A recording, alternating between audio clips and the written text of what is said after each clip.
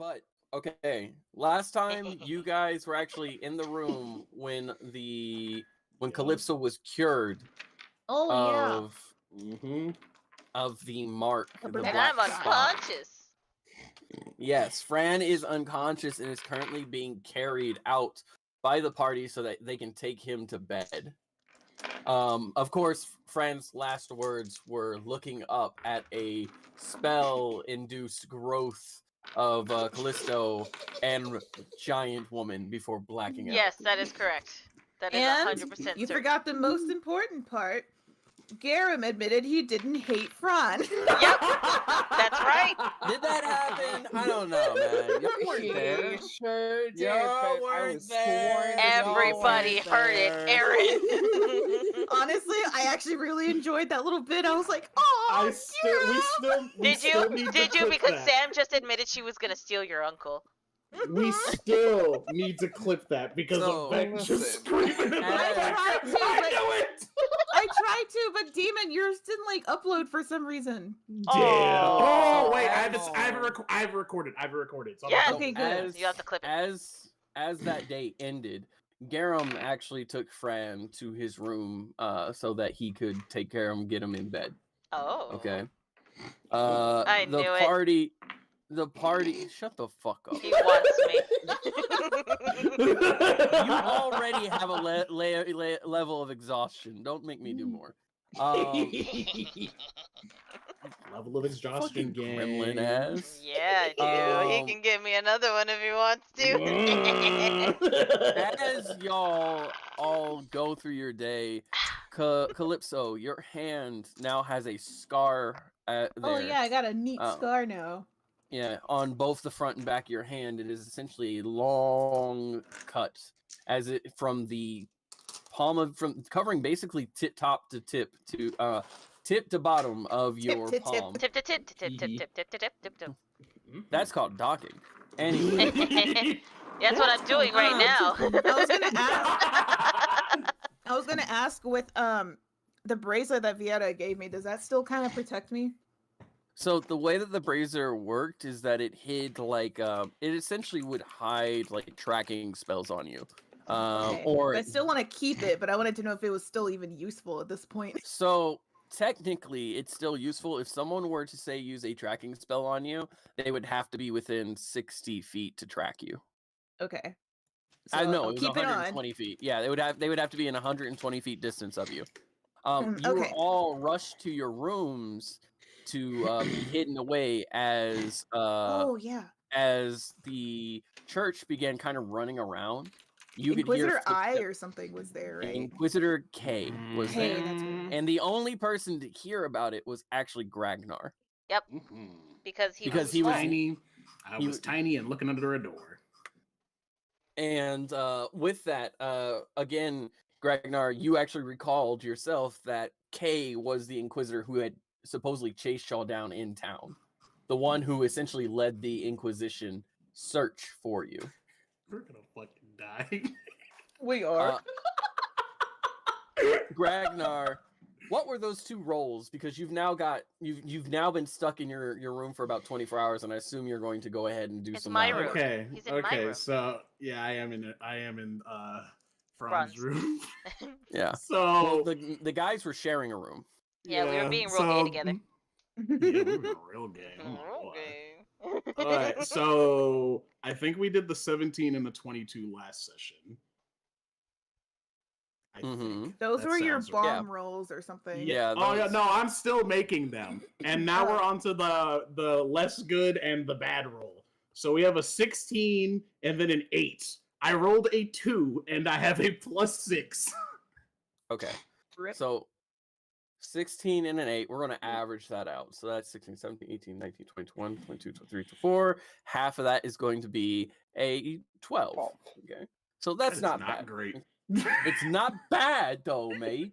It's not like you grow 2 2s. Take what you're going to get. So you sit there and you actually go to try to make something and you mess it up a little bit. You catch that and you try to correct it and it doesn't really go well. And there's a bit of a boiling sensation that worries you. Like Phraan is unconscious, Garem is like looking over Phraan, and everyone is kind of in the same room because y'all are all shoved in the same room. And you're in the corner and you're like looking around, like making sure that this doesn't explode. And it kind of like I already have an idea. Okay, what are you gonna do? What are you gonna do? Okay, so I'm gonna cast Dragon's Breath on myself. Acid. On yourself? Yeah, on myself. Like, cause I cast a spell. I'm gonna cast Dragon's Breath, specifically acid. I'm just gonna melt a hole, like a small hole in the wall, and just kind of just throw it through. Oh, so you because we don't have any windows. You do know Dragon's Breath is like a cone. I'm going to get as humanly close as possible to the wall. He's gonna put his snoot against the wall. Pretty much, so I can specifically make a small hole in the wall. And then throwing the bottle through. Ragnar, I want you to roll sleight of hand with disadvantage. Oh, boy. Because that's I do have a window. What are you talking about? I asked last time. Open. There's no windows window. Don't open in the bedroom. So I'm making my own.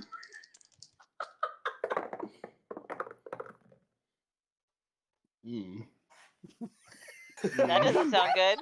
It wasn't bad, and then the other die when it came down the tower knocked it over to a different number.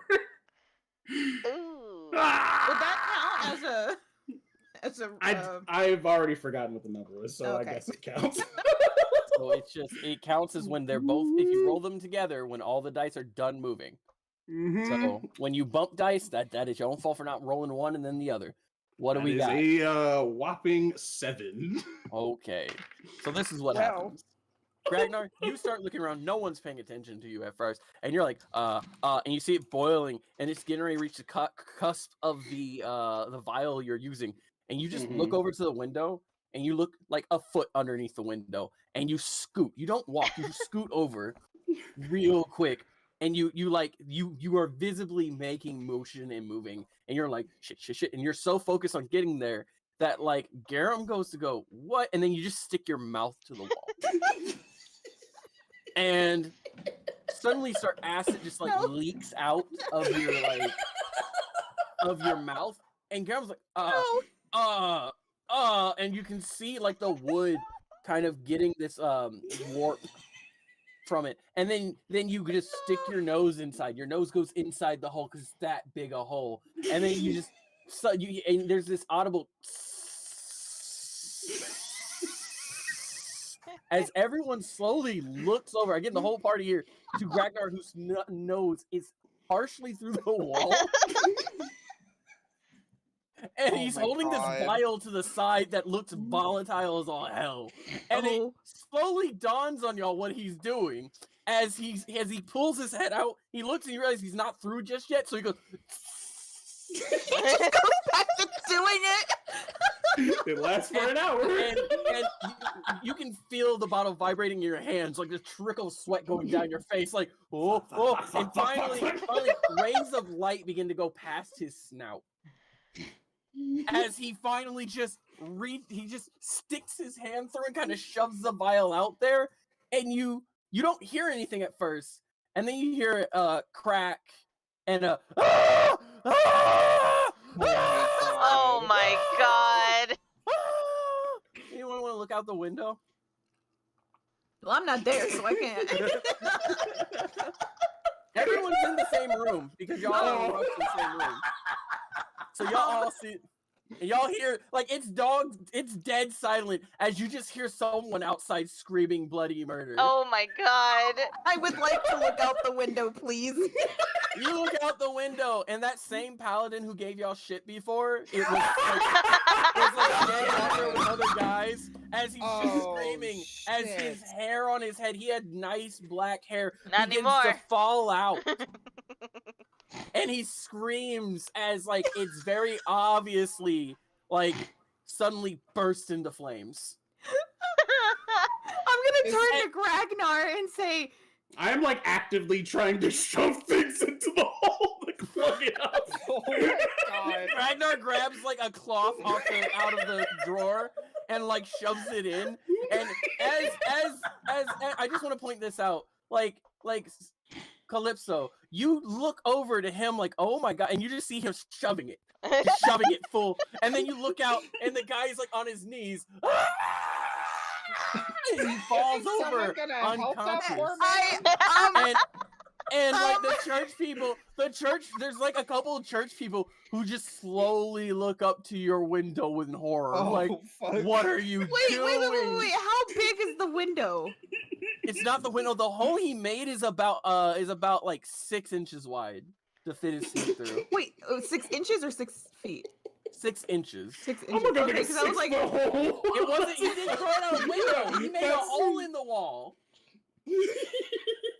okay, fuck. Do we want to try and help him?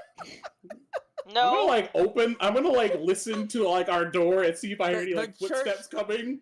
As you're like deciding whether or not you should do something, you see that this guy was basically there by himself, and the church folk are like dragging him off by his legs, like trying to hide him before the other Inquisition members see their now fallen comrade. And like a couple nuns are like, oh my god, is he dead? Is he dead? I Wait, don't know. he's dead? No. Is he? Like people are genuinely wondering. Ragnar, did you fucking kill him?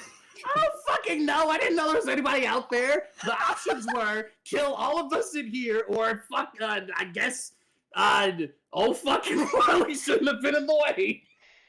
And in this moment, Phraan's gonna wake up. Huh? What happened?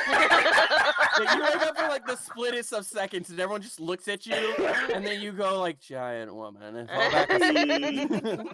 I'm gonna say Sam like just takes her hand and like closes his eyes and like just don't worry about it. Okay. Everything's under control. Just don't worry Wait, about what? it. Just Garem is sitting there. Just go to sleep. Just go back to sleep. Nice. I'm And I gonna want listen to her wait. door. Yeah, I was For like, I'm just added gonna listen to her for door. added Oh, flavor Lord. text, just because like they have such like a bond together.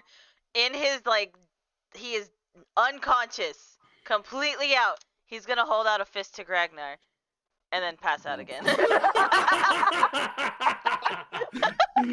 No hesitation. None. Okay, y'all are so lucky. The rolls are in your favor today. So I'm rolling for if anyone noticed the man screaming. I got a 2 and a 12. And then Wait, a as for 12 doesn't pass. So Don't here's question the it. thing. It averages. It averages. All Oh. right. If you want me to make them just automatically do No. it, No, but I. Stop. keep We're not asking complaining. questions. We're not complaining.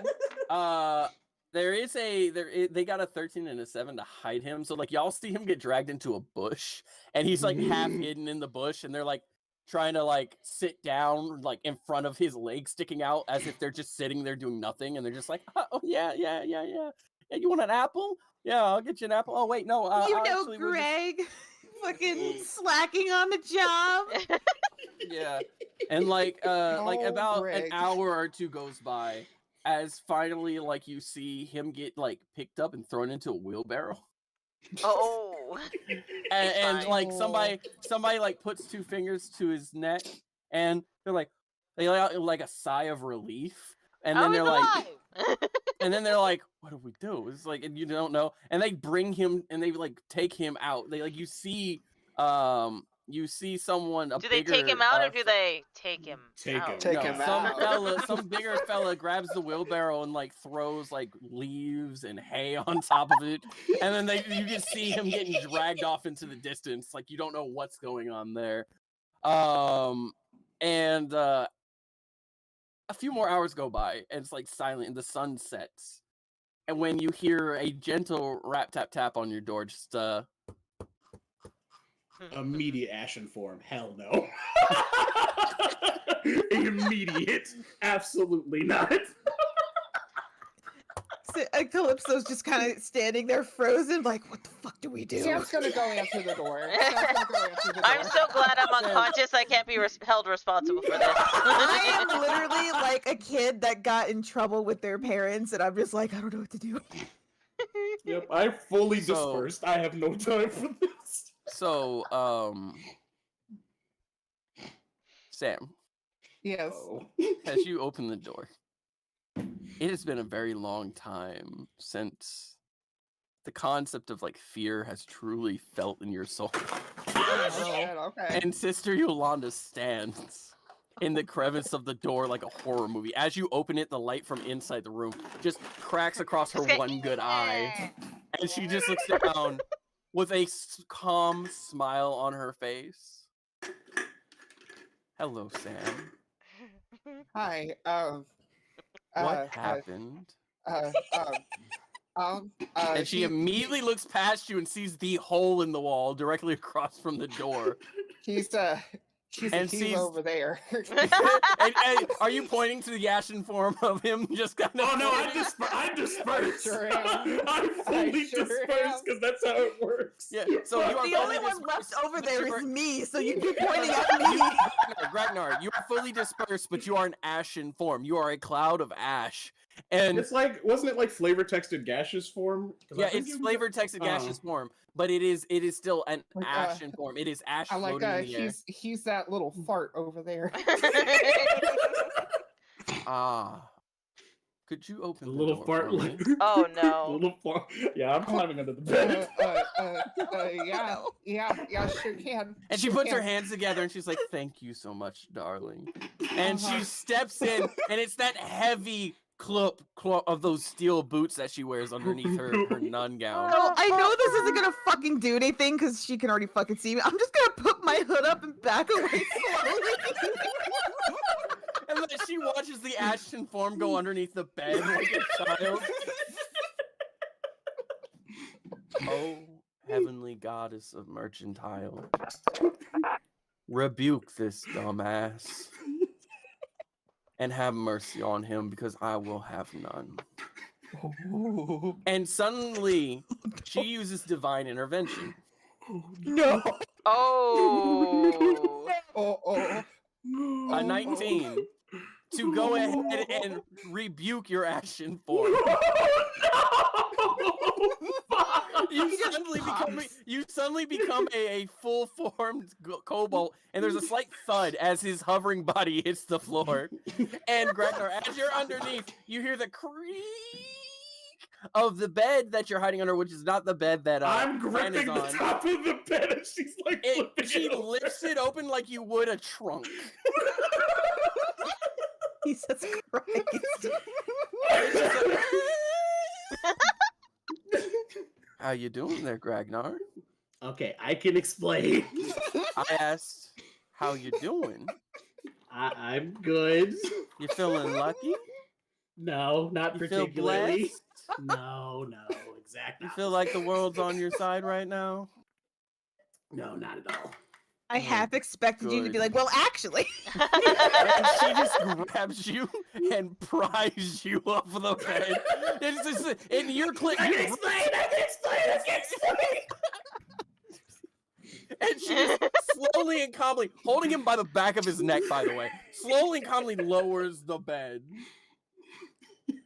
You've got 2 sentences. Okay, so this is how it went.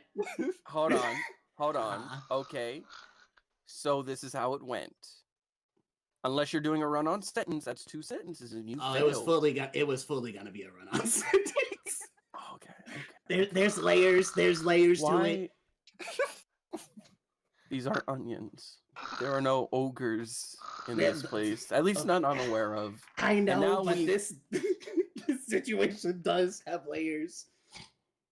What happened? Okay. Why is there a hole in my wall?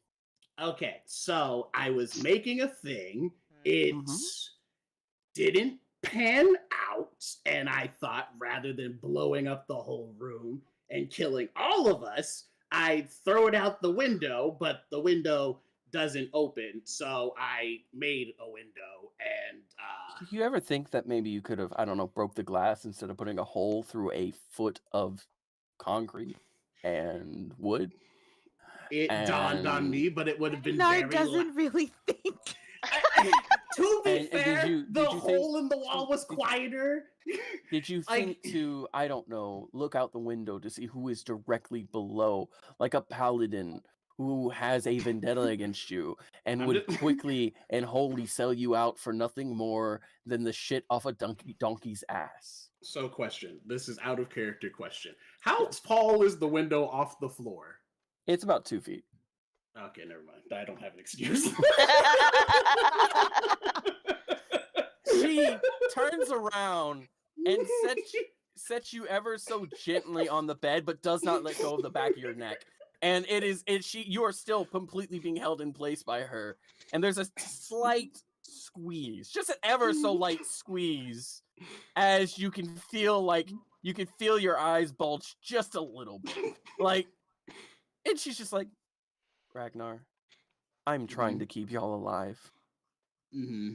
I can't do that if you drop volatile God knows what on men. He is going to be bald, even if we get it back. Apparently, whatever you did removes hair permanently. We can heal the acid Make a note. burns. Write that down. Write that down. We can do all this stuff. We can do all of this. We can heal him. But legitimately, nothing short, apparently, of a goddamn revival spell is going to give that man his hair back. Okay, this is 300 golds worth of diamond, Ragnar, for a revival spell that we will do because we don't want him coming after people wondering where his hair went. We are playing it off as if he's had some sort of aneurysm. An aneurysm so bad that it caught his hair on fire. Okay, if it makes you feel any better, I am fairly certain he didn't see where it came from. Oh, it doesn't. It doesn't. Okay. It doesn't. Oh. Because this is this property. Mm-hmm. It's mine. And I can move 50 tons worth of illegal material through this building because it's discreet. But when a man in broad daylight gets some sort of weird green-brown muck on him that warped his armor and screams for about 5 minutes straight before finally passing out, it makes things hard to do, especially when an inquisitor is here. Luckily, for some goddamn reason, he was inside drinking tea and didn't hear the blood-curdling shrills. Wait, he's inside? Yeah. Well, I thought you kicked him out. I did, and then he came back. Maybe we can pass it off as acid rain? Just the slowest creak of a neck you hear move towards you, and you feel 2 more squeezes.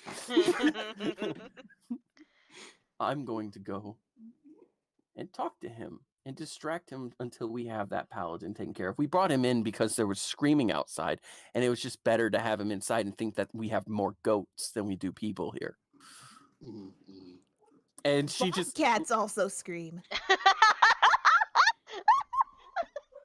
I'm sorry. I'm sorry. I don't know why that got me. It's just like, I want them to think we have goats. And then just Calypso in the background. Bobcats also scream. Calypso, there is this feeling of dread. They're not even looking in your direction. You feel 3 more squeezes as if she's trying to breathe a bit before she lets you go. Sam's gonna like turn Wait, to she's and be like, "This is kind of hot though." And she lets. Wait, is she squeezing me and Ragnar, or just Ragnar? Just Oh, okay. Ragnar. She's like, I have no repercussions for my actions. This is fine. She squeezes you about 3 times and lets go and stands up and just quietly walks towards the door and begins to close it and turns around. Take the day to be in here and just, I don't know, be grounded. And it just slowly shuts the door. The only person that can ground me is Garem. That's his name. Wow! Opened the door. And she was almost shut. It was almost shut. And she just walks up to you, Calypso, a full 2 feet over your eye. I didn't do anything. And she leans in. You opened your mouth. Garem, tell her she's grounded. Garem, tell her she's grounded. Garem sits there? Oh no, I was told that I am the not uncle. Oh shit. Wait, what? I didn't say that. Baby, that's cold. So when Oh, Garem shit. was first trying to like look after you, you told him like that he needs to realize that you're an adult and that you can cover your own bases. You did say that. Damn. Wait, And who said that to who? You said that to him. you said that to him When? when y'all were in the cart causing mayhem. Oh, I don't yeah, remember this. It was whenever you stole the fucking sign. Oh!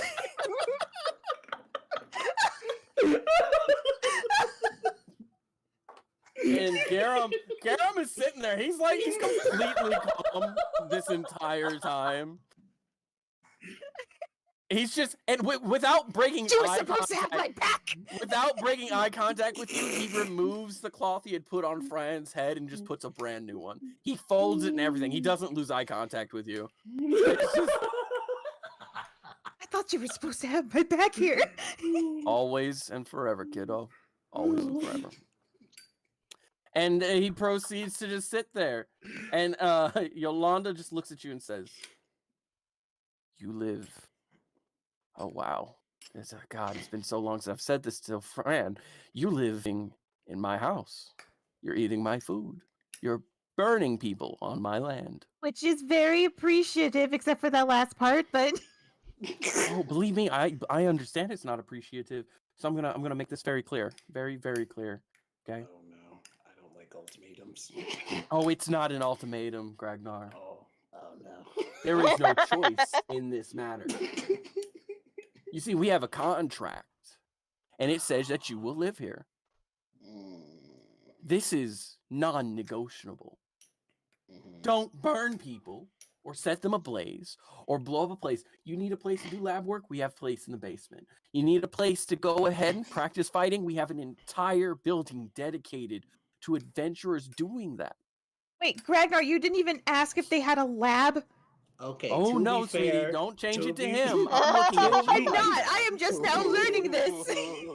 To Okay. be fair, And if nobody you, told me there was a fair, lab. to be fair, no one fucking asked. And also, sweetie, darling, sweetheart. And she puts her hand ever so gently on your shoulder, sideways, with the bottom part of her, with the side part of her palm on your shoulder, and you feel the weight of this open hand on your shoulder. I could make you all disappear. Every last one of you, and you would not go to waste. The goddess of mercantile does not care whether it's willingly your organs or just unwillingly your bones. I want to help you. I don't like your uncle. I hate his guts. This is I don't to like me. the kingdom. I don't like the Kingdom United. I never asked. Okay. I don't like the Kingdom United. If y'all could, I don't know, burn it to the fucking ground, I'd be happy. War creates business. But I can't do business if y'all tear down everything here. I'm so glad Phraan is unconscious for all of this, because he's not in trouble. And she lifts her hands and places them on your cheeks, leans down and gives you a kiss on the forehead and says, "Now stay in your room, okay?" And she turns around slowly and shuts the door before anyone can say anything else, and she's just done. You guys remember that scene in the down below with all the treasure where Phraan had a freak out and told Ragnar not to touch Yeah. anything? This is why. Yep. Yep. And Sam's gonna like Immediately look around, opening like, the in notebook. shock and stuff, and she's gonna be like, God, that woman's attractive. Holy fuck. Phraaan's just like, ooh, in his sleep.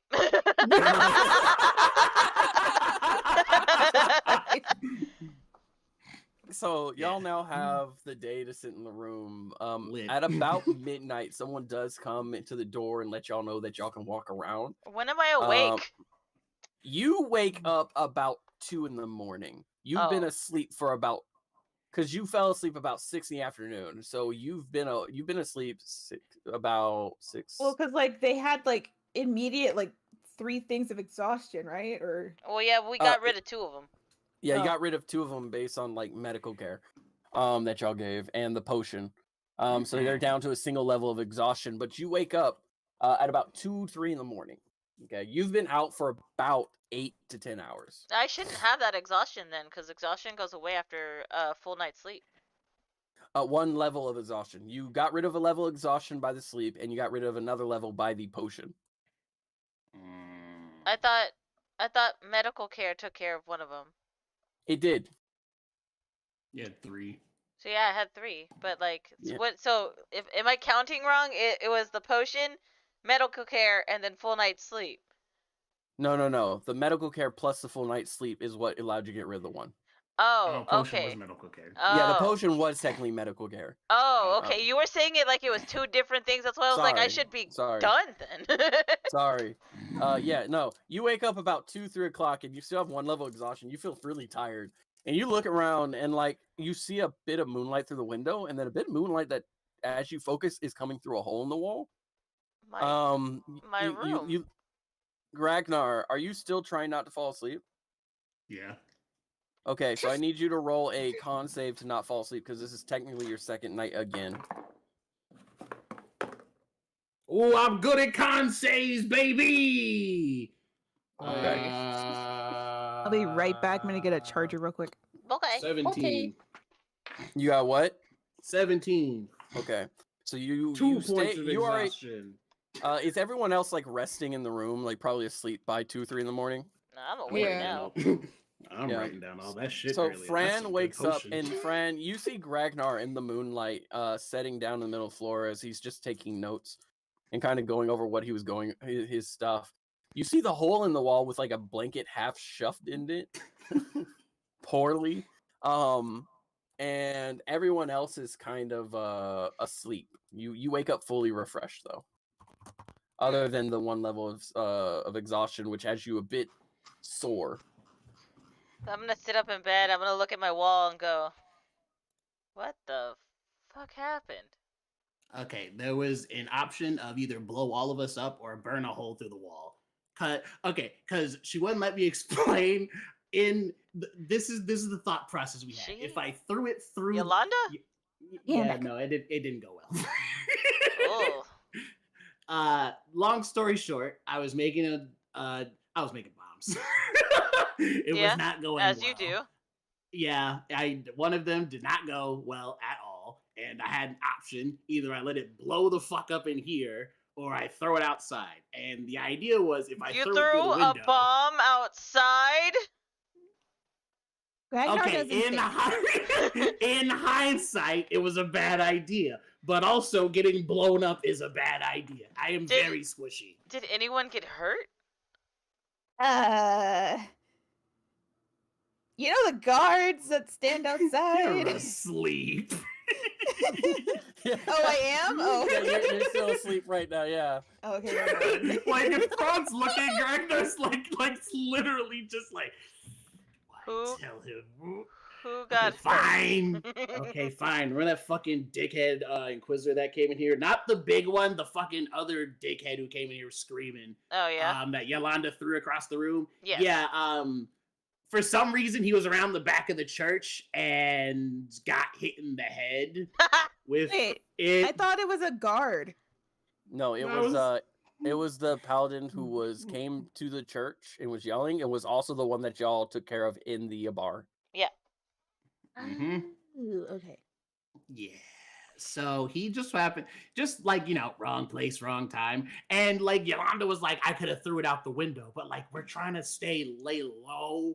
And then he probably would have seen it if I threw it out the window. So my thought process was quietly burrow through the fucking wall and just drop it out there. So now he doesn't know where it came from. Also, he's going to be bald for forever. So that's fucking hilarious. He deserved it.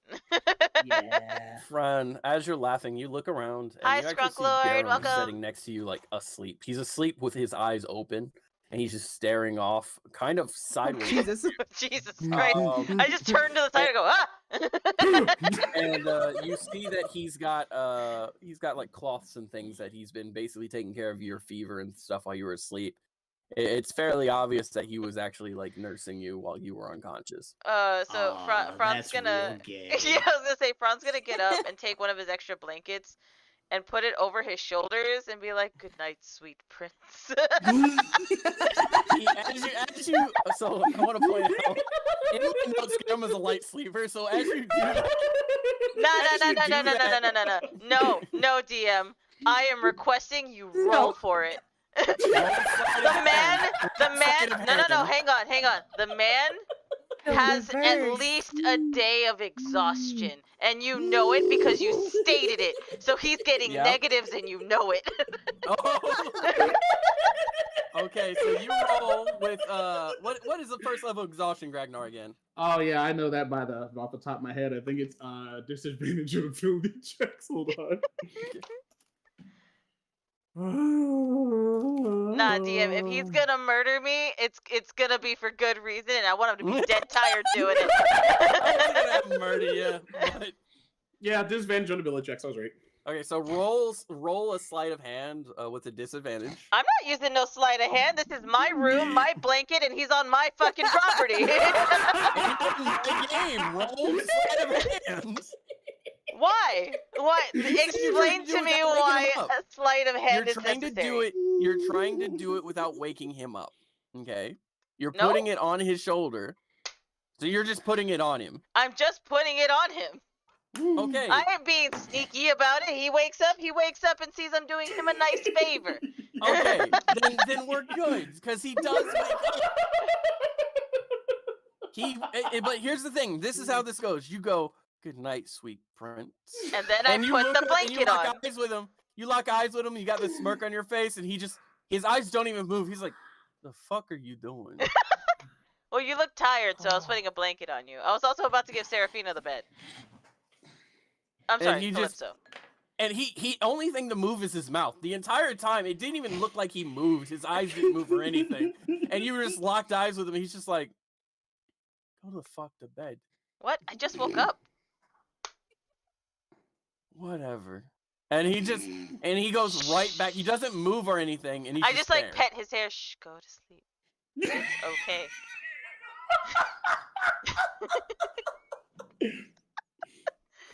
I may be exhausted.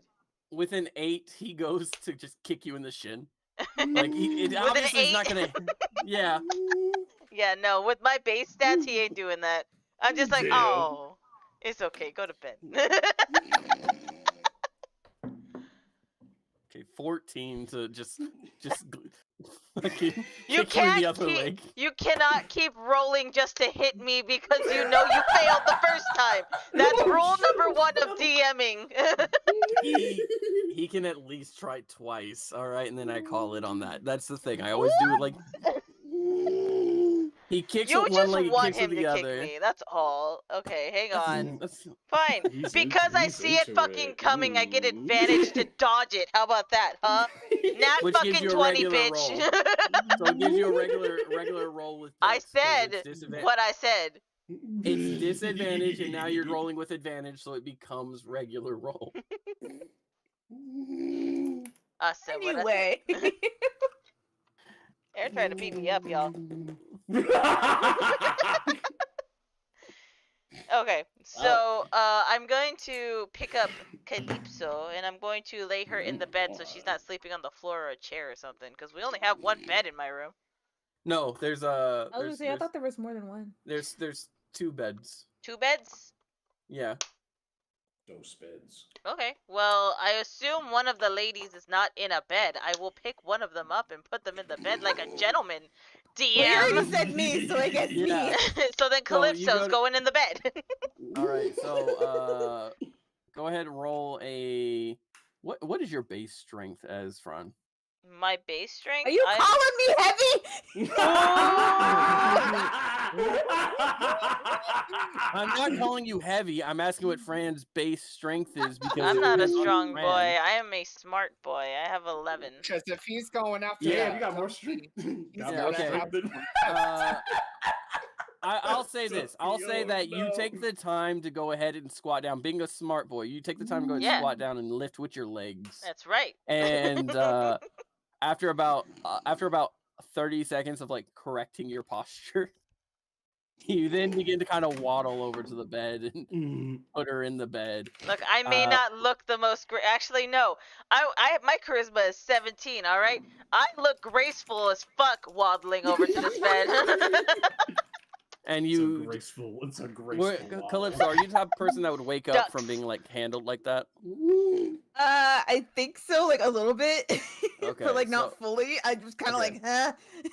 You wake up and ever so casually, you are half awake, and you see the face of your husband for a split second as you're like half asleep Oh my and you're God. being carried. And I want Gragnar, I want you to know that what you see is like almost like a crab walk from Fran, as he's I'm like I'm trying, behind Fran copying. Oh my like god. trying to make sure you're half behind him to kind of make him the joke, but you're also like worried he will fall. I can't want help you it. to know. I have 8 strength. I'm not Hang on. I want you to know that Phraan is not taking offense to it. He's more like, thanks for the moral support, fam. And Gragnar, you watch as Fran goes to try to put Calypso in the bed. Calypso, for a split second, you're like, is that you're half asleep? You're almost dreaming your husband, and Hold then on, you I get dropped had into the bed. Oh Like- wait, dropped? Oh. Yeah, you get kind of What? dropped into the bed. Hang on. I'm not gonna drop her. That's fucked up. You have a base 11 strength. Okay, you put picking up and putting down are completely different from carrying. And listen, how Alright. tall? Hang on. How tall is my bed? Hold on. Your hold bed on. is like a foot tall, a foot and a half tall. We're talking it's a stereotypical like medieval like bed. So then, if I am Hold on. crab walking, as you state, I'm close to the floor. Dropping nobody. Okay, so hold on. As I see my quote unquote husband, I'm just gonna kind of be like, Edna, I thought you were dead, and I'm gonna kind of like put my hand on Fran's face. Oh, then I drop her.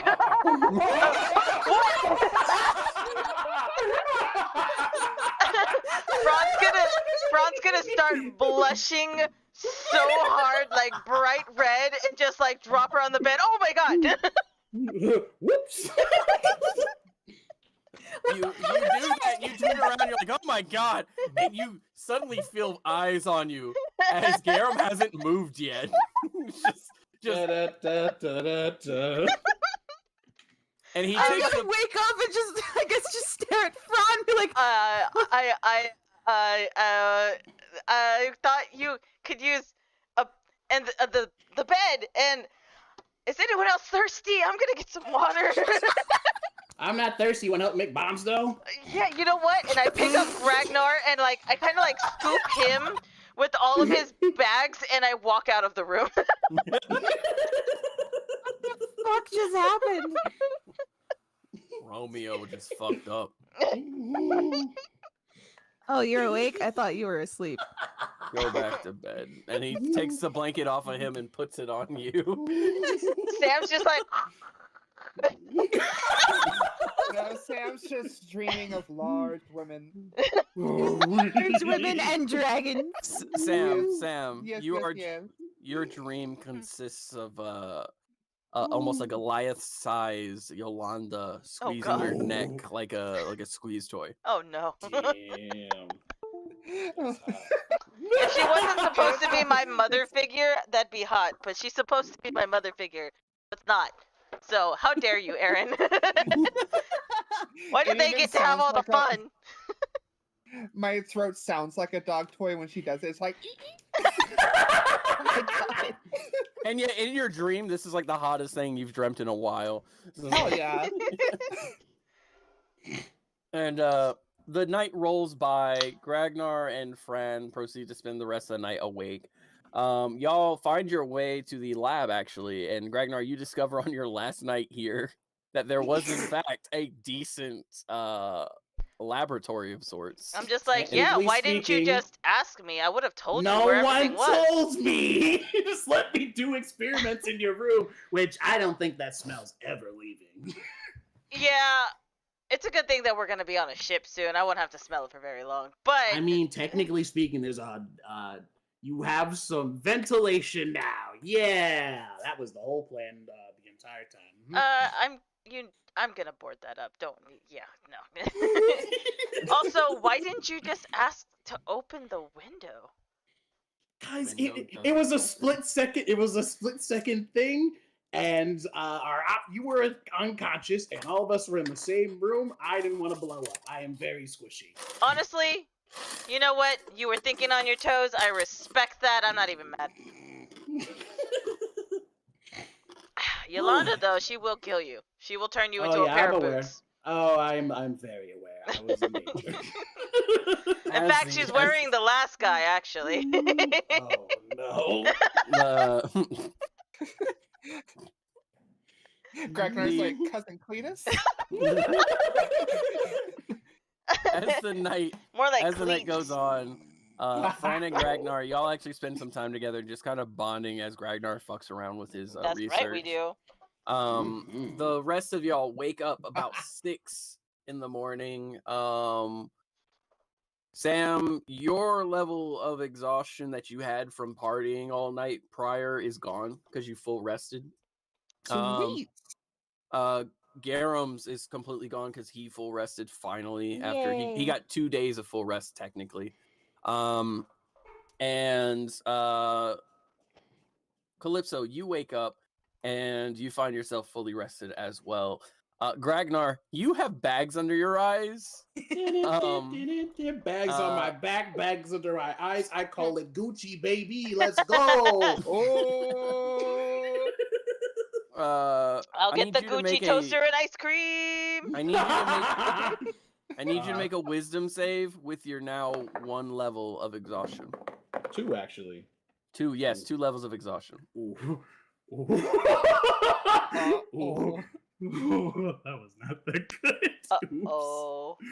It's not a con save, so I should be fine. 7. Wow, a whole Gragnar, 7. you zone out for a second, and Phraan, Mhm. you look over because Gragnar just stopped moving and stopped making the clanky noise he was, and you kind of lock eyes with him as he kind of looks foggy, Uh-oh. and his head slowly moves towards you. If he Uh-oh. doesn't sleep before your event, there's a good chance he'll die. Wait, who says this?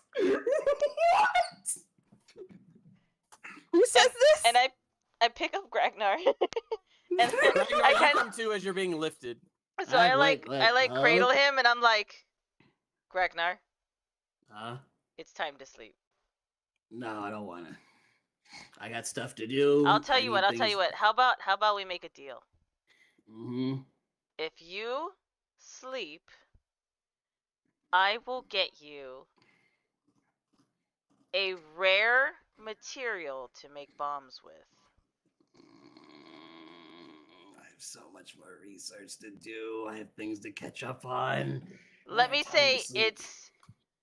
it is a gelatinous material that I could give you. I already have a gelatinous material. But do you have it directly from a gelatinous cube? Oh, No. Oh. No, I will offer don't. this to you for free. But you have to promise me you will sleep at least 2 nights. Can they be 2 nights in the future? Because currently I have things to work on. Nope, it has to be tonight and the next night because we need you spick and span for whenever we go to the boat. I mean, I'm not going to be much help on the boat unless you want the boat on fire. Shush. We'll get there when we get there. That's what I was trying to make in the room, but yeah, I didn't pan out too well. I was looking for more like And who concussive knows? Maybe you explosion can keep rather- working on the boat. I mean, I was going to anyway. It's just Yeah. like I have so much shit to do. Like we have the shit going on at my house. Hang on. How much do you trust me? I mean, you've literally gotten me 3 barrels of fucking explosives at this point when I barely knew you. I'll say I trust you. Okay. So will you trust me to do a spell on you? Depends on the spell. If I tell you, it won't work. It's more, Phraan, it crosses your mind being an intellectual. What you need to ask is, Ragnar, are you willing to trust me? Are you willing to trust me? Sure. He Okay. is now a willing creature. Hypnotic pattern. Oh, That no. means that I don't have to do my concentration since he's willing. It's just it works because he's like, okay. He's not fighting it. So I'm gonna use it. Let me see. Mm. Okay, so he has to make a wisdom saving throw, and if he fails it, he becomes charmed for my duration. And during that charm, I'm going to charm him to go the fuck to sleep. Ooh, So this you counts were a as an willing ability creature, check. so you willingly chose to fail because you stated you were a Or willing I was creature. about- hang on. I was There's about charmed or to say- incapacitated.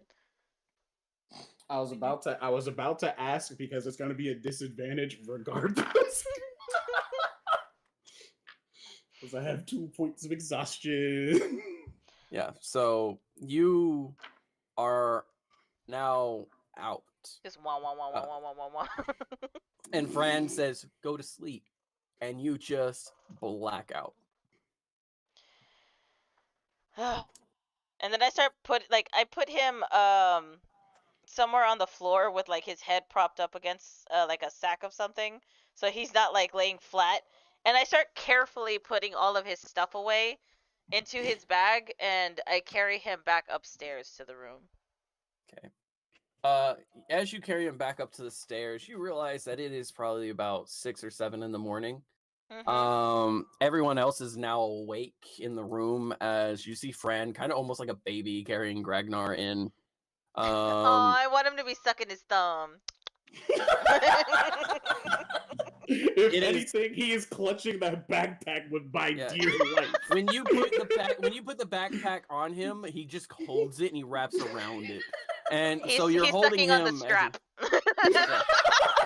He's gnawing on the strap. There's a lot of drool involved. And he proceeds to just be asleep as you then put him on the secondary bed. Everyone, you see Ragnar asleep. It crosses y'all's mind for the moment that it's been a while. Ragnar doesn't seem to like to sleep recently, and you're not quite sure why.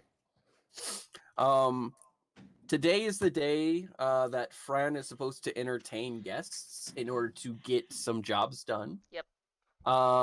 He is going to be sweet talking. Phraan, is there anyone in particular you want to take with you as you do this? So this is gonna be for the boat, right? For the boat to get barrels of things, that essentially access to the barrels, and also to get the guard taken care of, Gotcha. so that okay. you can impersonate the guard. So I look over at the crew, and who's all just waking up, or did everyone already wake up? Everyone I'm is awake. Sam is currently sitting there.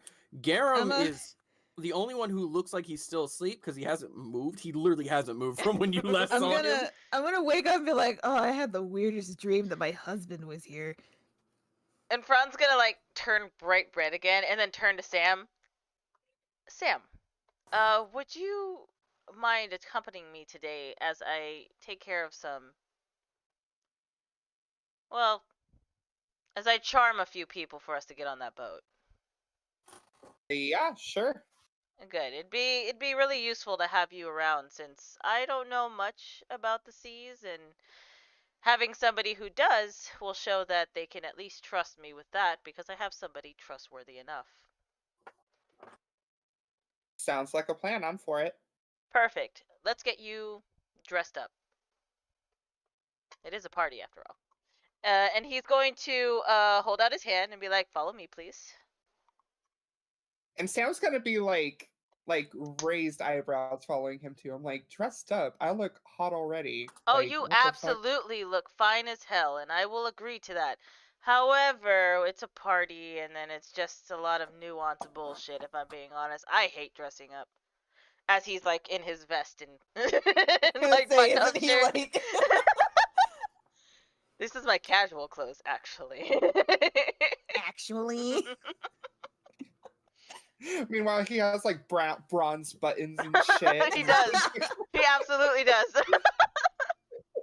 Y'all head out and proceed down the stairs.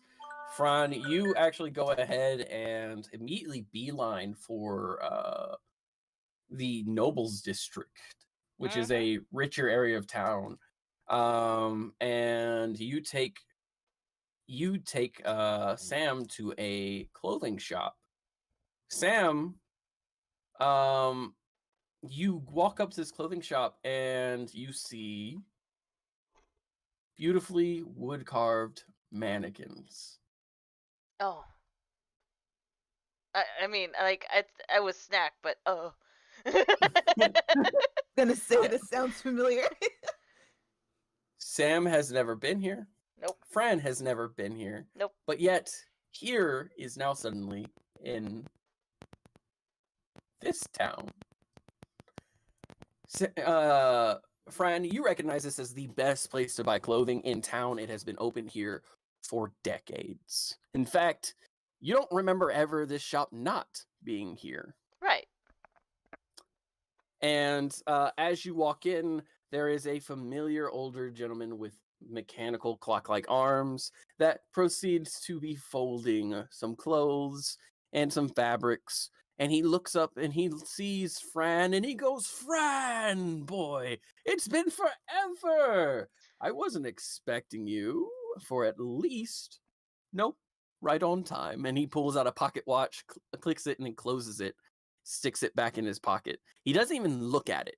He just pulls it out, opens it, and then closes it and sticks it back in the pocket. And How are you doing? I'm good. Who is your friend? And This is my Sam? friend Sam. You recognize him as the one who guided you through the caves. And then she's gonna look him up and down like, "You old son of a bitch." Oh, well, I am quite aged. And he proceeds to just blink, and then he holds a finger to the corner of his mouth as if being like, "Shh. What can I go ahead and get you both?" We are looking for an attire for a party. Ah, what Something kind of simple. party? Something Sailors. simple. Ah, something simple. And he walks around Sam, looking her up and down. Well, I'd hate to say it, but there's nothing simple about her physique. It's quite extraordinary. Isn't it? I do have something. Now, Phraan, the gentleman you are, please go ahead and wait in the front, and I will take her in the back and we'll get her ready. Gladly. And he'll step out for you. And this gentleman holds his hand out as well. And I guess she'll take it with her hook. Like, she'll like place her hook down on it. So you place your 3-fingered mechanical hand, and he was like, Yeah. "Ah, The hooks. a woman the of hooks, quality." And he proceeds to lead you to the back. And as he does, he shuts the door, and there's 2 mannequins that seem to be sorting clothing. And he snaps his fingers, the mannequins stop, they turn around, and they proceed to start grabbing specific clothing. So how has your adventure been? Well, in a word, trialsome. Yes, but you've always been right where you need to be at the right time, and that's what matters. So is this what you do? Is this what you just do regularly? Oh, yes. I love the precision of it all. You see, every little crevice of clothing that is well designed is something that takes time and care. Something that you need to do exactly at the right point. You see, if you try to go through too quickly, you can ruin a beautiful dress, but if you take too slowly, it'll never make it to its right destination. But I also tinker. Your friends out there help me in another town. I make watches as well, my beautiful little children. And I proceed to put them through. Clockwork is very interesting. The perception that people make of time. I always loved it. And she's just gonna like kind of still just look at him like kind of bewildered and just be like, "Yeah, cool," and just stand there as he's doing his thing. So let me ask you, Hmm. how is commerce in town? Do you think it's healthy? Do you think they're doing well?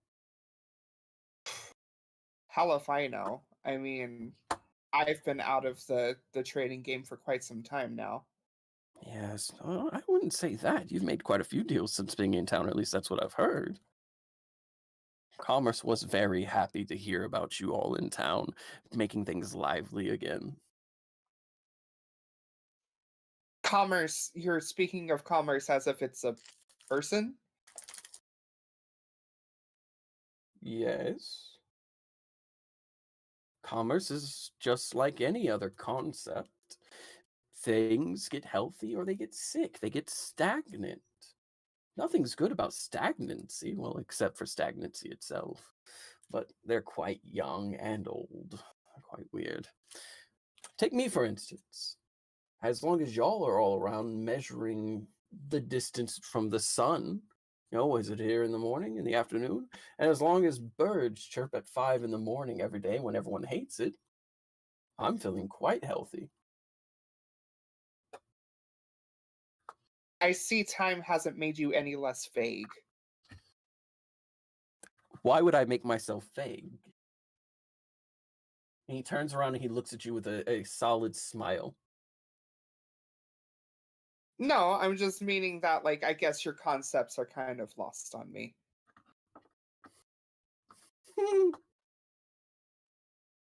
Oh, I mean, I'm right here. I'm not lost. And he just kind of laughs a little bit as he then gathers a bunch of clothing and And things he's like that. got jokes. He proceeds And he's got to jokes. he proceeds to turn around and he's like, "Okay, go ahead, strip for me, strip. I need to go ahead and get these clothes together." Can you, like, turn around or something? And he's turned the face away from you, so he turns around to face you. You want me to I mean, like, watch? no, just turn. Please turn around. He turns around again to face away as the mannequins bring you a set of clothing.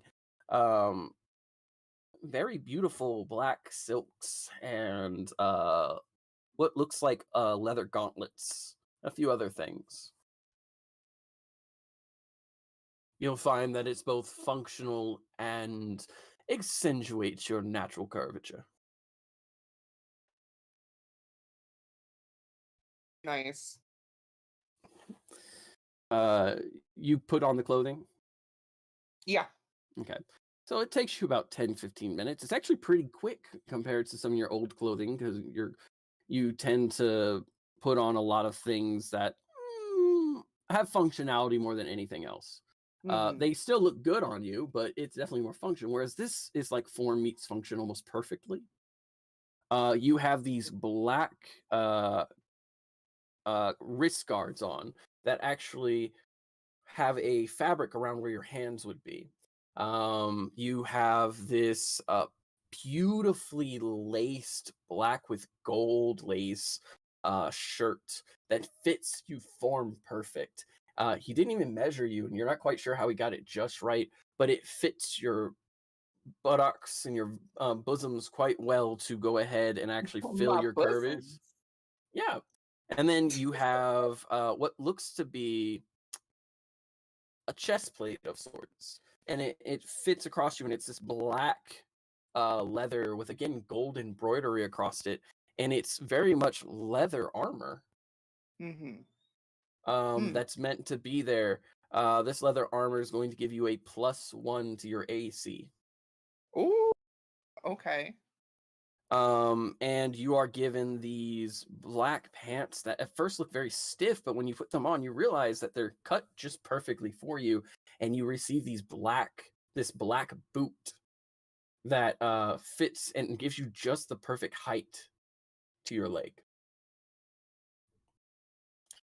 Okay, so, like, the steel leg, does it, like, The is that steel, also going into a boot, or is it just gonna be out?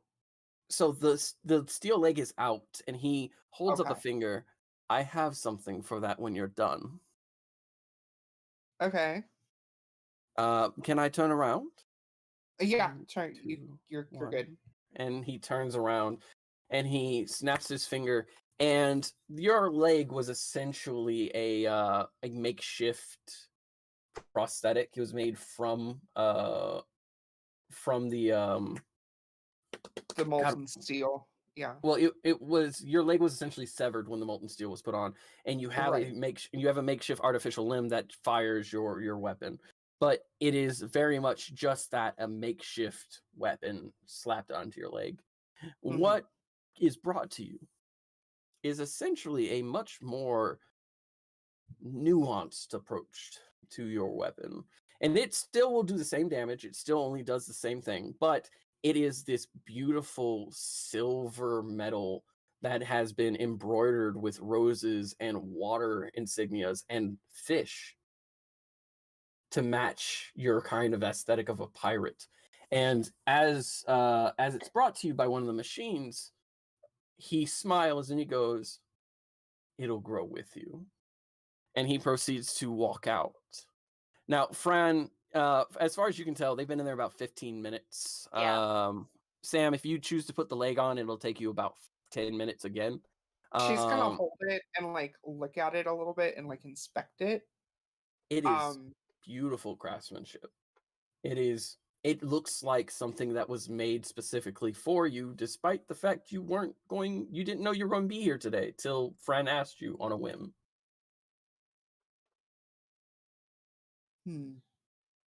And she'll try it on. I imagine like, taking off the old prosthetic, it's gonna hurt. It does. Yeah. You have been wearing that nonstop, and it is made again for function. When you asked for this leg to be made, you didn't care about how comfy it was be. In fact, the dwarf who had helped you make it constantly told you need to put padding in there, you need to take care of it. And in your frustration and anger in the moment, you haven't worn padding on this in months. Your leg, what is left of your leg, the stump is red and sore and raw, and it hurts. And as you go to take it off, it falls to the ground, and there's this rash feel on your leg that hurts. As you pull out the mechanical leg that was given to you, you find that there is a bottle of cream underneath with a note on top. She'll pick it up and she'll read the note. Apply twice a day, and within a week you will heal, but it will scab, and it will not be pretty. Unlike the rest of you. And she'll put it on. She'll put on the cream and everything.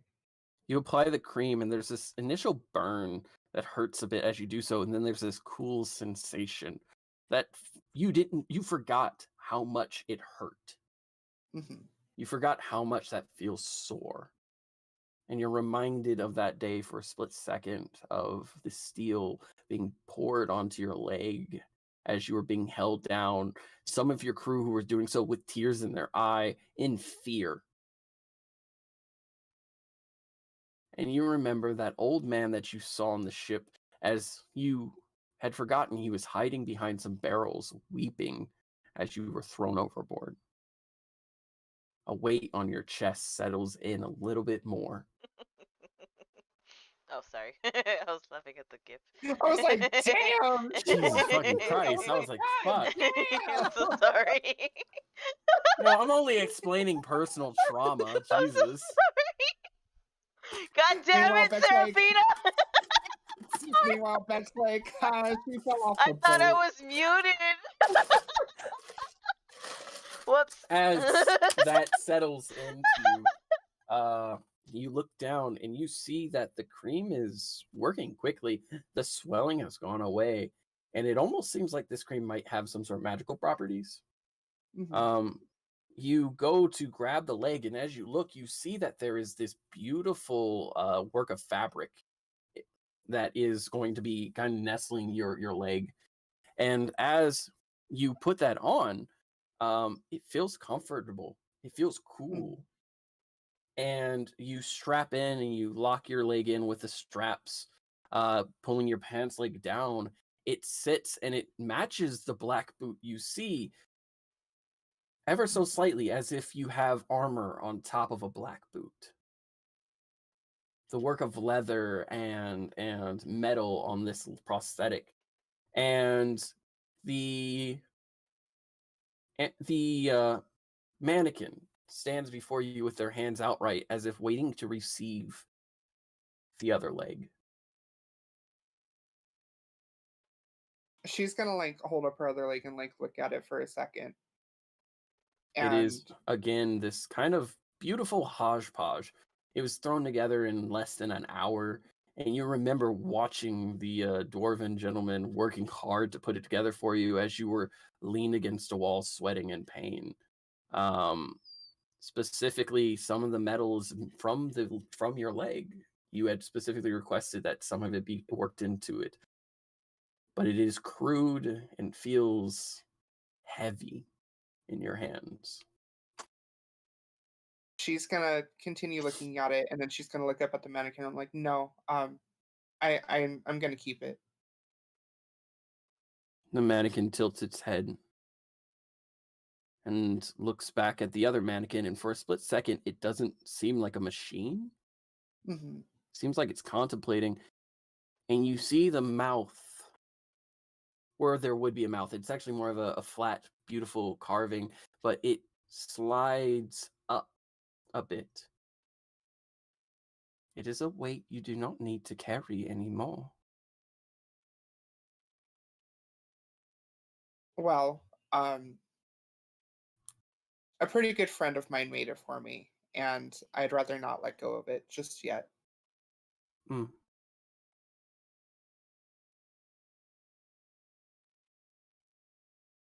And the mouth is covered again, and then again it is this kind of mechanical mouth, almost like metal and intricate woodwork, but it's covered by the mask again, and it stands up, and it almost seems to shift back to being a machine, and then it walks away.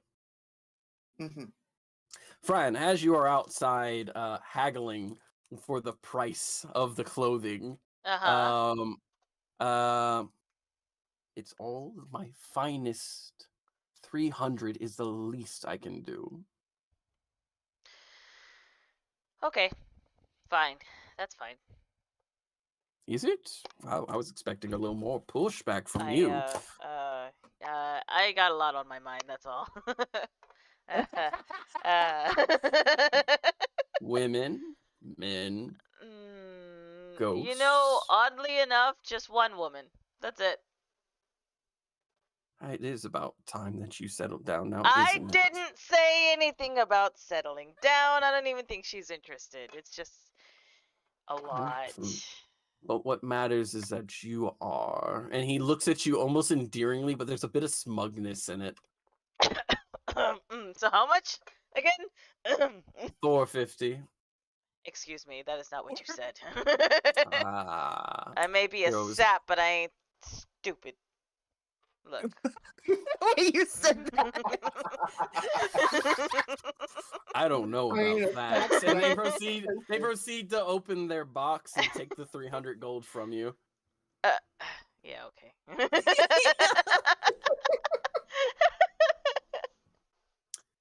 And she should be done in about The 2 gifts. minutes. Oh, can Sam like walk out now and have her like she's all that moment?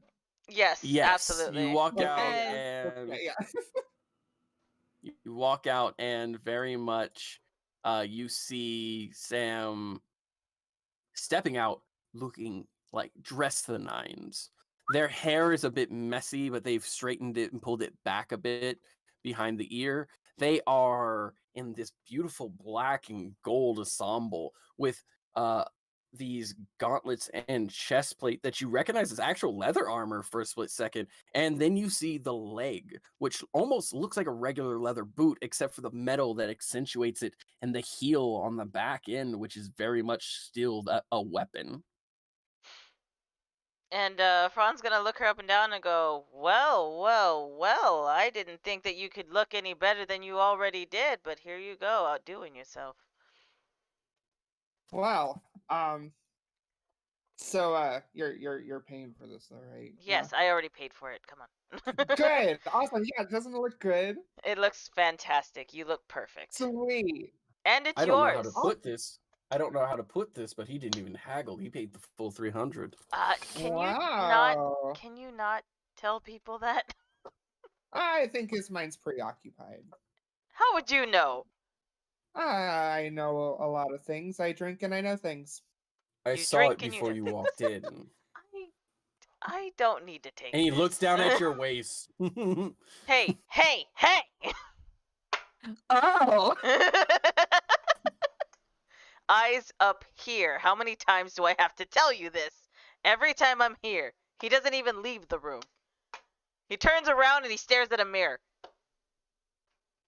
Well, That's time really did take its point in making sure that you were well endowed and well presumed. Oi. Oi. Anyway, get out of my shop. Yeah. Yeah. And he holds the door open. Sam, after you. and she'll go. Oh, Phraan, Hmm? I didn't forget, and he pulls out a small envelope. Oh? This was dropped off by a friend, and he puts it in your Gotcha. hand. He'll take it. I will look over this whenever I get back. Of course, of course. Make sure you do it before the ship. And he shuts the door ever so slowly behind you. You're not supposed to. Did you tell him? I didn't tell him anything. What do you mean? I didn't tell him a damn thing. He seems to know a lot for somebody who I've only met once. Well, this is a city of informants, so it doesn't surprise me. But at the same time, god No, damn no, it. no. Beyond that, he's like the Mhm. terms he's using and how. Like, do you know him personally? Oh yeah, I've known him since I've been here. Like, the guy's more than a little weird, right? Like, he's talking about things like he was asking me how good commerce was, but like in terms of like a person, and then talking about time as if they were a person. What does he mean by that? That So confuses you a bit, Phraan. well, I was about to play that. Yeah. Okay. I know I'm not supposed to know that. Um. Yeah, he's always been kind of an eccentric, weird old guy.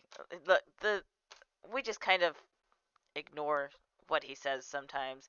He does have a lot of information, but then again, he does work for a lot of nobles in the area, so it doesn't surprise me that he learns things that he shouldn't be learning. That being said, though, when he refers to time as a person, again, he's eccentric. It Time is just time. And then commerce, I don't know much about that. Maybe he's referring to the goddess. I can't be 100% certain, considering it's a goddess of merchants and commerce. So that's the only thing I can think of. I'll just play it off that he's an eccentric old fucker, but That's like the best way that to was do it. more. That's how I That was handle it. more than a little weird. That was more than a little weird. More. But I Oh, do yeah. appreciate the nice new digs though. Like this You look this boosts stuff fantastic. quite nicely. Thank you. Thank you. And thank you for fronting the bill. Yeah. Now I do have a question for you. Sure. Walk and talk with me. Uh-huh. So I've noticed, and again, when we were down there in the dungeons, I do apologize that I may have come off more than a little heated with you, and I think you can understand why and You had appreciate good why. reason. Yes. Thank you. I would like some clarification on what exactly your intentions are with Calypso. And I And can he assure stops. you that anything that you I can assure you that anything that you tell me will stay in secrecy unless of course I deem them not worthy of secrecy. However, my limit on that is quite large. So What exactly do you want to know? exactly what I asked you. You're gonna have to be more specific. There's only so much I want to tell you. Oh God. Look, are you hot for Calypso or are you not? Absolutely. Okay. Do you realize that, she might still have a husband that's very much alive Yes. and Well, we're going to hell and back to try to find that out? okay. So here's my thing. Okay. I respect the fact that she is looking for her husband. However, I am fully aware that he may also be deceased. Just because they didn't see his body, he was still deemed dead when they buried him, from what I've heard. And the details that I have picked up along the way as well, still granted that he is most definitely deceased. Have I told her this? No, because I do not want her discouraged from the fact that she could still have her husband back. If he does turn out to be alive, will I back off? Absolutely. Why do you think I haven't actually made a move? I want you to realize that. I have not. I have flirted, yes, but I flirt with everyone. I flirt with you. I flirt with Gragnar. Yeah, but the reason why I ask is that it's quite obvious. It's quite obvious. It's quite obvious to me. It's quite obvious to Garem. I know. Which don't tell him I told you this. Hmm? He doesn't completely hate your guts. I knew it! Yeah. And he calms down. You- There he is. You've earned quite a bit of his respect along the way. Well, I was raised right. However, you know, we're all obviously concerned about this. Look, we trust you and we've grown to care about you now, so you know, your feelings are just as valid as anybody else's, and I just don't want you If setting it makes you yourself up feel for any better, if she were to look me dead ass in the eyes right now and say, I am not interested, nor will I ever be interested, you could die for all I care, I will accept that. Yeah, but she's not going to tell you that. No, that's why I'm waiting for her to tell me. If she doesn't like me, that is okay. I have no problems with that. My feelings are one-sided, and if that's the case, then that is the case. Well, Also, if it makes you feel any better, and he like leans in to almost like whisper, like really close because he doesn't want to say it out loud. I did essentially betray my entire fucking country for one woman. Take that as you will. And he's gonna walk away. And then Sam's gonna like just think in her head for a minute. She's like, this kid's cute. This kid's All cute. right. Cutting. At that point, we're gonna wrap up with you guys as saying that you're on your way back. But we're gonna roll. Before we do that, can I request a bathroom break? Because I really have to fucking pee. Hey, she Bathroom corrects the break? bathroom break. I was only just about to cut to you now. Well, But I know, but I we'll do really have to Ragnar. pee. So... Do Gragnar. He's sleeping. Okay. Do Fine, I'm dream sleeping. sequence. Dream sequence. Dream Dream sequence. Oh, Dream okay, sequence. okay. Dream. no! Not with the bullshit floating around in his head currently. So Ragnar, you Oh, were no. willfully put to sleep, and Uh-oh. you Uh-oh. dream about doing your research. You find yourself in a cave with shelving and a lot of different stuff, and you keep working on things, and you go, "Hey, can you pass me that?" And someone passes you a empty file, and you start working. You're like, "Hey, can you pass me this?" And someone hands you this green muck that comes from the bugs that you came across. And you sit there for a while, and you're just like, "Man, it's actually really nice to have a lab assistant." And then you turn around, and it is a red dragonborn. What appears to be a red dragonborn. And they just keep staring at you quietly. It doesn't unnerve you that you're here with a red dragonborn. You know how in dreams things just kind of make sense? Mm-hmm. And that's what you're feeling right now. You're feeling that this makes sense. Being here with this dragonborn in the lab makes sense. But they don't say anything. They just look at you and stand there. You're like, "Hey, can you hand me gosh, what's the other thing I need? What's the other thing I need?" And you hear a voice, deep power. What is your response to that? In a moment where everything feels like it's normal, you just hear someone say, that you need power. Like to power the potions? I think I already had that covered. No, Gragnar. You need power. Yeah, I'm working on that. That's why I'm not sleeping. And the head tilts.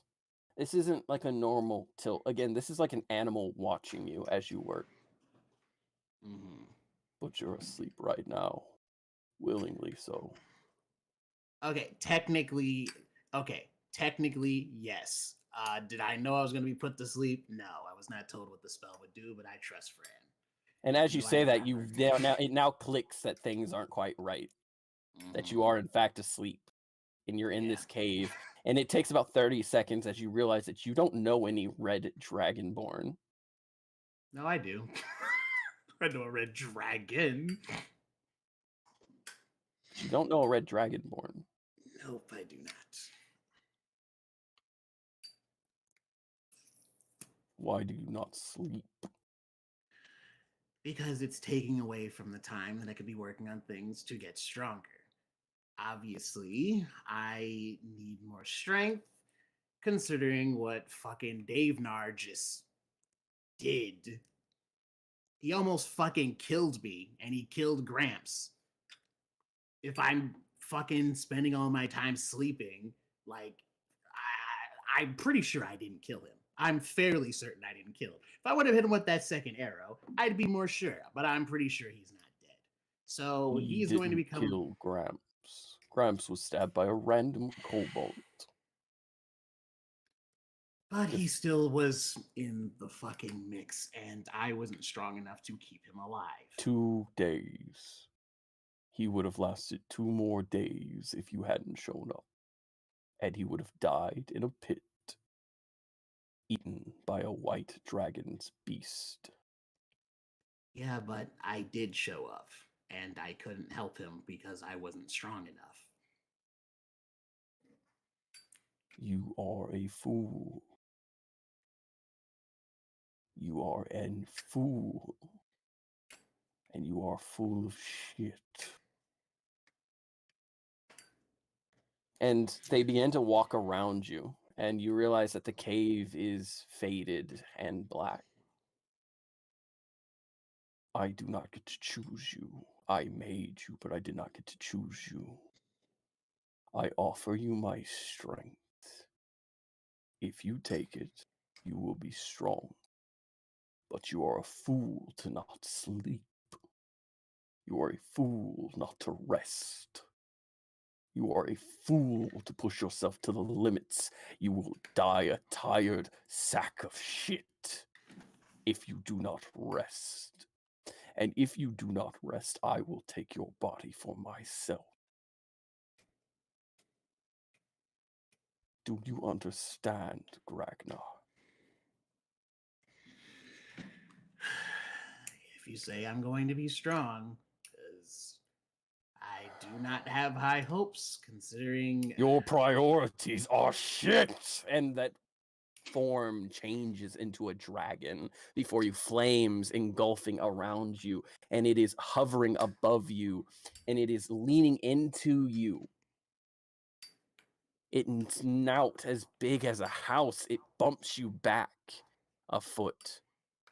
Your priority should be to grow strong, healthy. Strong and healthy, not just power. Pure power without control means nothing. You wish for knowledge, and I cannot give you that. That is the white beast's choice.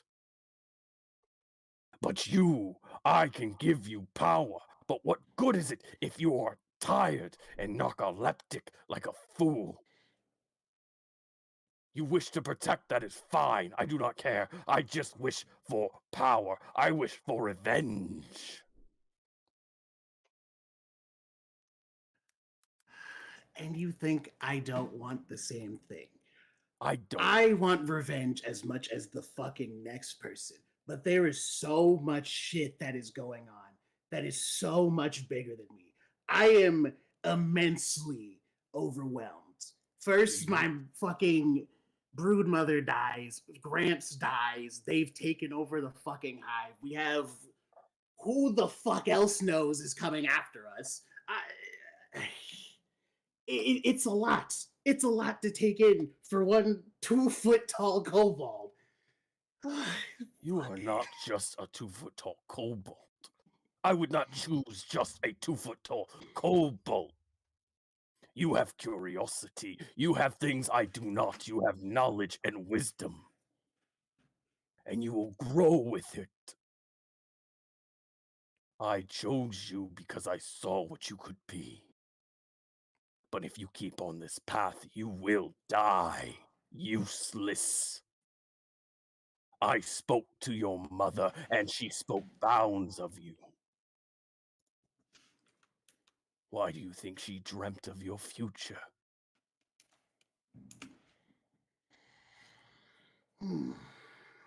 You are Gragnar,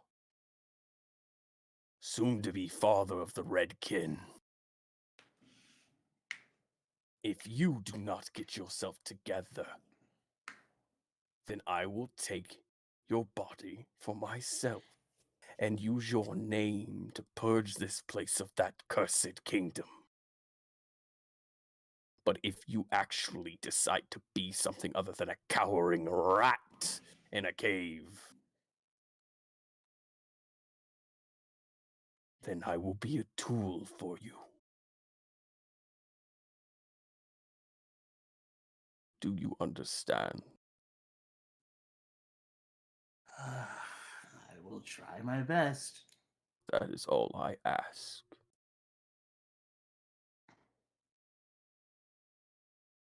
You are important. And not just for my uses. Do you think your friend Phraan would want you to be as exhausted as you are? Do you think Sam would care that you want to rest? Calypso looks at you and sees family.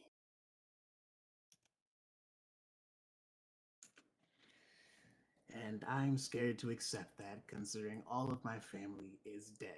Everyone dies. It's how you remember them that matters, boy.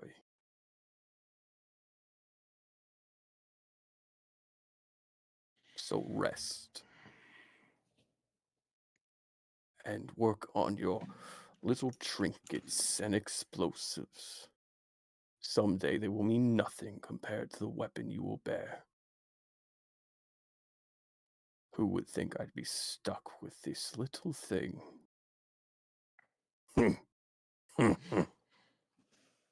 I look forward to seeing the world you carve. Hey, Gragnar, I love that Kratos is your papa. I literally posted a boy gif and then you said Yeah. boy. And I was like, he said the thing! Sleep. Dream of better times. And then when the opportunity arises, rip it from another's corpse if need be. Oh, I plan to. That dragon's not staying in my fucking house.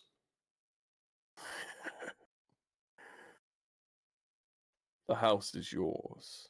Your body is where I dwell. You'll never get rid of me so long as I wasn't talking sorcerer's about blood you. runs through you. I was talking about the white dragon. I want my house back. Eat him. Be careful. There's more to that white dragon than you think.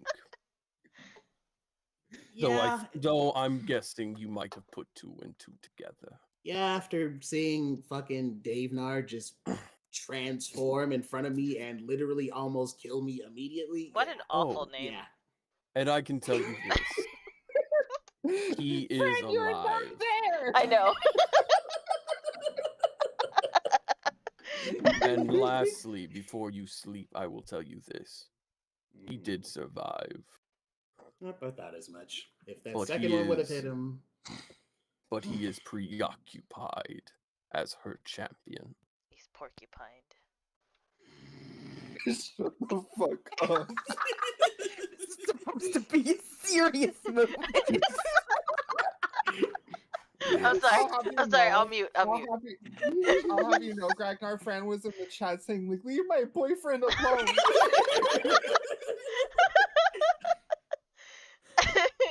I was like, As when you were like, oh, they look at you and they see family. I'm like, Phraan looks at you and sees bromance. as you, Ragnar, as you stand there, you see the red dragon begin to walk around you and out of the corner of your eye disappear. You are alone in this kind of darkness for a moment. And then you see a bright light hovering above you. And it snuffs out as something falls, and you wake to the sound of something click clank the side of the bed you're laying on. And with that, we're going to jump to a little going back in time to Calypso. Oh boy. Wow. You are currently sitting in the room.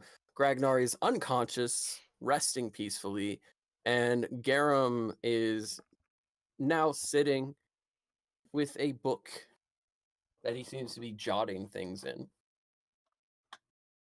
What do you choose to do? I'm gonna kind of notice. I keep wanting to call him Ragnar. That's not his name. It's Garem. So what are you doing? You've been jotting things down for a while. I'm taking notes and writing On? a will. Oh. Why? It's something I used to do every time I went on a mission. I'd write a note of things going on around me, and I'd write a will, 3 of them specifically. One to go in my boot, the other to go in my gut, and the last one to leave in the room that I was last in. Why so many? Well, if I get disemboweled, the one in my gut gets destroyed. If I get blown up, the one in my boot could get just absolutely wrecked. But the one in the room, if you don't come back when you've paid for a room, that's usually the last-ditch effort to divvy up anything left behind. You don't mind me asking, who do you make them out to?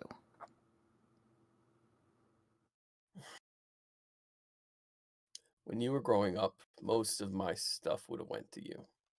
My guns, my armor. Wait, me? Why? I had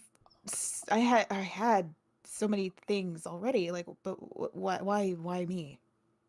It was either you or your mom, and it's a bit disrespectful to your father for a dead man to leave all his stuff to someone else's wife. And besides, I remember you playing with my guns when you didn't think I was looking. That's why I made sure they were unarmed and, dismantled. Yeah. When You you saw were that? 5, you tried to pull my armor down because you said it was shiny. I mean, You it like looks pretty in a 5-year-old's eyes. And when it came to money, I was going to convert everything to silver because you said gold was obnoxious when you were 15. I did say that, didn't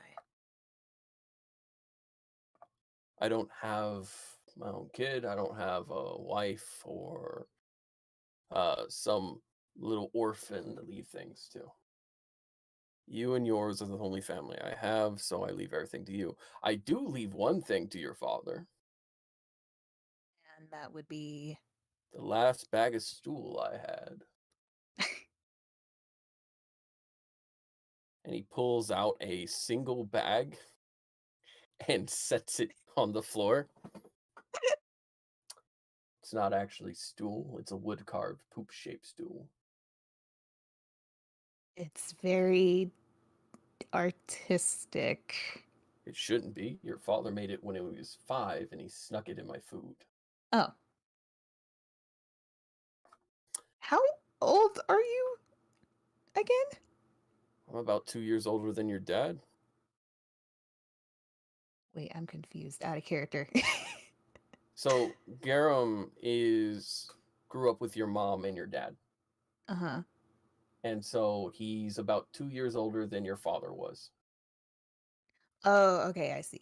Your father would currently be about 55, so he's technically 57 years old. Okay. So I remember you speaking very highly of Adonai when he was still working. Yep. He never really talked much about anything involving the guards. Adonai was the person who cleaned up messes, who wants to talk about taking a life over dinner. Yeah. I was kind of just wondering if maybe you had any stories about him. He sits back for a second. He stops writing. He places the pen in the book and closes it. I've got plenty. And he kind of leans back a bit. You want to hear about the time he fell into cow dung? He did what? He fell into cow dung. How did that happen? Well, there was this group of farmers who had been setting fire to other farmers' land. And we had evidence. We were going to arrest them. And Adonai, despite his job description, wanted to really try his best to talk it out. That's very surprising. He never wants to talk anything out. Well, these farmers were only doing what they were doing because new taxes were introduced. And the particular crop they were growing was known to take nutrition out of the land at a high percentage, so the taxes were higher for them. If they had grown something else, it would have been cheaper, but they had grown potatoes their entire life, and the type of potato they were growing was just really well known for sucking nutrients out. So they were going to essentially have to shut down their farm after this season. Adonai wanted to talk to them. He was even going to try to offer his own wages to get them to stop because he didn't like the idea of killing regular people. He didn't want people to get arrested knowing that there were several kids that lived in the house. But the group of farmers was about 20 strong, and we had about 15 guards. Should have been an easy job. Adonai decided to go in a whole day early to try to talk it out by himself. This was early into his career. When we arrived, he was tied up and thrown into a pile of pig and cow shit.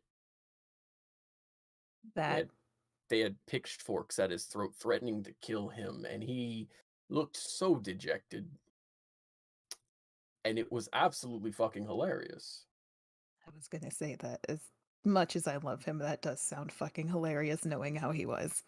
He didn't come home to you for an entire 2-week period only because he couldn't get the smell of shit out of That's his why hair. he said he was staying at the castle that long? Jesus. To be fair, it turns out that they also had a few pet skunks that they had tied him up in a room with. Long story short, Adonai's pleas with them actually got them to step down, but only after they saw the 15 guards standing around ready to butcher them if they touched a hair on his head. Yeah. Another story was the time that he was on the run from a noblewoman. Who? Don't know. All I know is that he saved a noblewoman and ended up hiding in my room for a week because she wouldn't stop asking the queen about his hand. And he, being smitten with you at this time, still a trainee, might I add, was absolutely terrified of the idea of having to marry some 56-year-old woman. Wait a minute. This wouldn't happen to be Yolanda, would it? No, I don't recognize that name other than, wait, isn't that the noble family y'all fucked over? Wait. No. Wait, what? Wanda. Yolanda is Yeah, he's the looking. No, I can't tell if no, you're confused. I like No, I you mean another Yolanda, right? Because no, it was definitely not this Yolanda. no?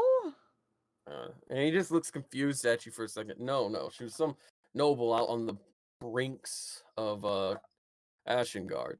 She absolutely wanted your poor sap of a lover, and he proceeded to hide for a week under my bed.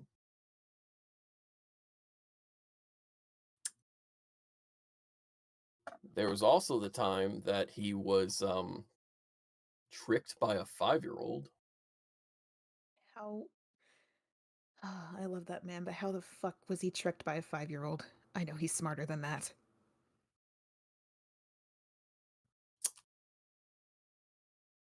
He was looking for a group of rogues,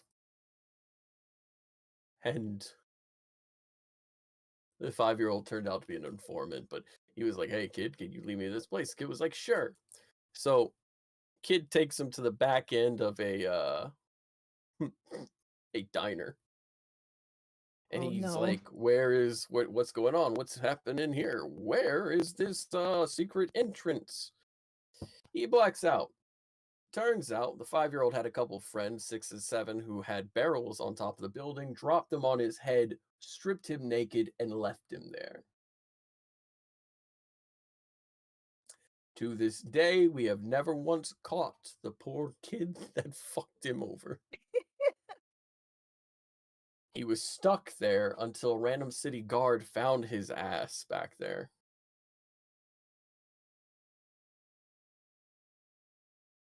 So I have stories. But you want to know the constant in all these? The constant story? The constant through line through the whole thing was he wanted to get home. Even back when you two were just friends running around doing dumb shit, he wanted to get home. When he started getting cold and calculated with his job, when he started focusing on getting home faster, it led to some choices. But it was the same choice. Like what? Strike now, talk later. You get good at reading a situation once you've done this job long enough. You get good at knowing when people are going to budge and when they won't. And the moment he knew that they weren't going to budge, he did his job.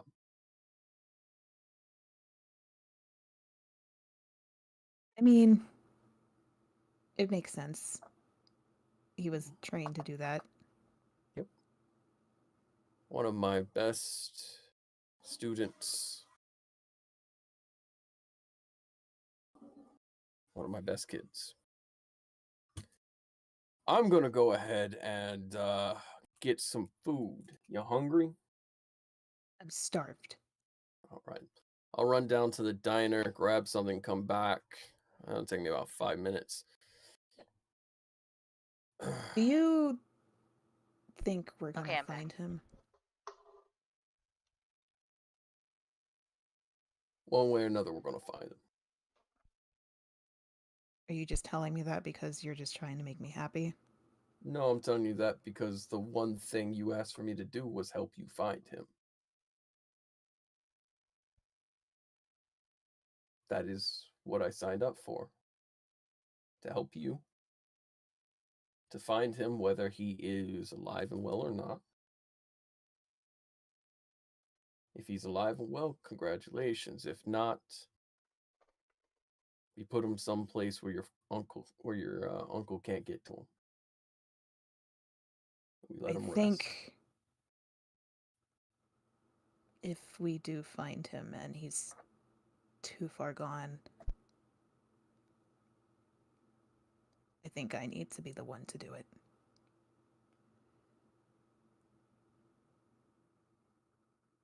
And I would say do everything you can to handle it.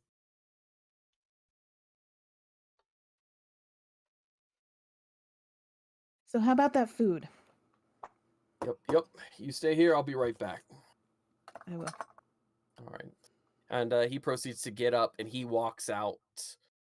And as he shuts the door, Gragnar, you sit up straight, like you woke from dead silence to just wide the fuck awake. Your level of exhaustion is gone. I had 2 levels of exhaustion. Your levels of exhaustion are Don't question gone. it. Oh, shit. Cool.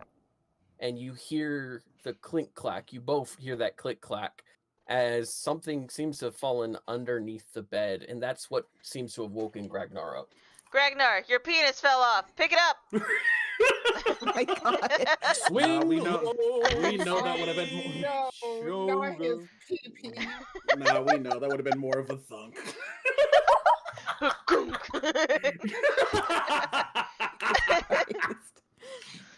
Like steel breaking through wood. Oh Lord. No, but you're right. It is quite heavy. I'm definitely seeing what the fuck that shit is. You realize that your bag had fallen over in your sleep. You had become so relaxed you dropped your bag, and what rolled underneath was the gold statue that your mother had carved for you. Oh. You had given that to your cousins to use as finances. You Oh begrudgingly no, used it. that was actually the one thing I kept. I actually still have it in my okay. notes. I gave them all of my jewels, like literally all of them. You see it, and you can grab it, and when you do, you see underneath that it has your mother's name, to Gragnar, my special boy. Aw. A special boy. Emphasis on the special. It's a little heart above the eye and special. Oh no. Oh, I pick it back up. Like, that's fucking weird. As you do, a memory comes back to you. A memory of your mom and your grandfather sitting around. Your grandfather was essentially playing with your younger cousins, while your mother was sitting on a stool made of stone that she had kind of carved out herself. She had a habit of wanting to like make things. And you remember her carving that gold piece, shaping it, and she was very focused on it to the point she didn't even notice when you had walked up to her and she hid it behind her as it was a present meant for later. You remember the smile on her face as she picked you up, placed you on her lap. You remember her telling you stories about fierce red dragon. Something you don't remember from your past. This is a memory that you know you've had, but you don't remember the stories. But it was some sort of simple tale about how the dragon had defended kobolds when helped y'all hide when initially it was hunted and killed in front of your people. How the red dragon, despite how other people and other groups remember them as these greedy, destructive monster, it was the one of the few dragons that treated y'all with respect and care. Your people still served the red dragon, but it seemed to have a softness for kobolds. Though many would say he was very stern and rude at times when he spoke.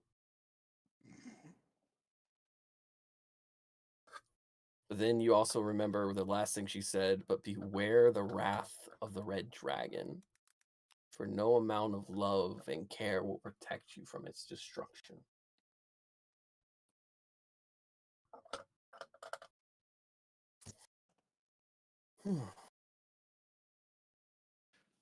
And that's when Phraan and Sam walk in. Sam looking like she walking that walkway.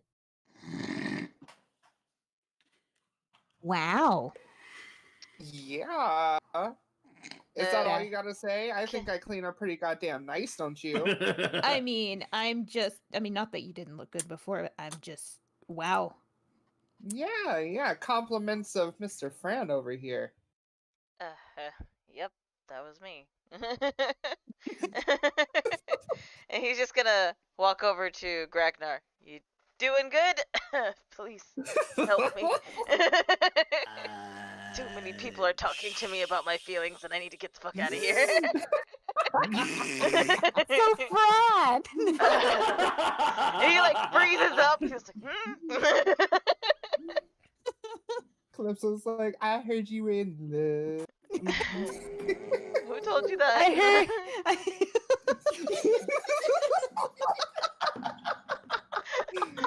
heard. Shoots to Gragnar. Gragnar's still looking at the golden item in his hand. Gragnar. What? So about those experiments you wanted to do.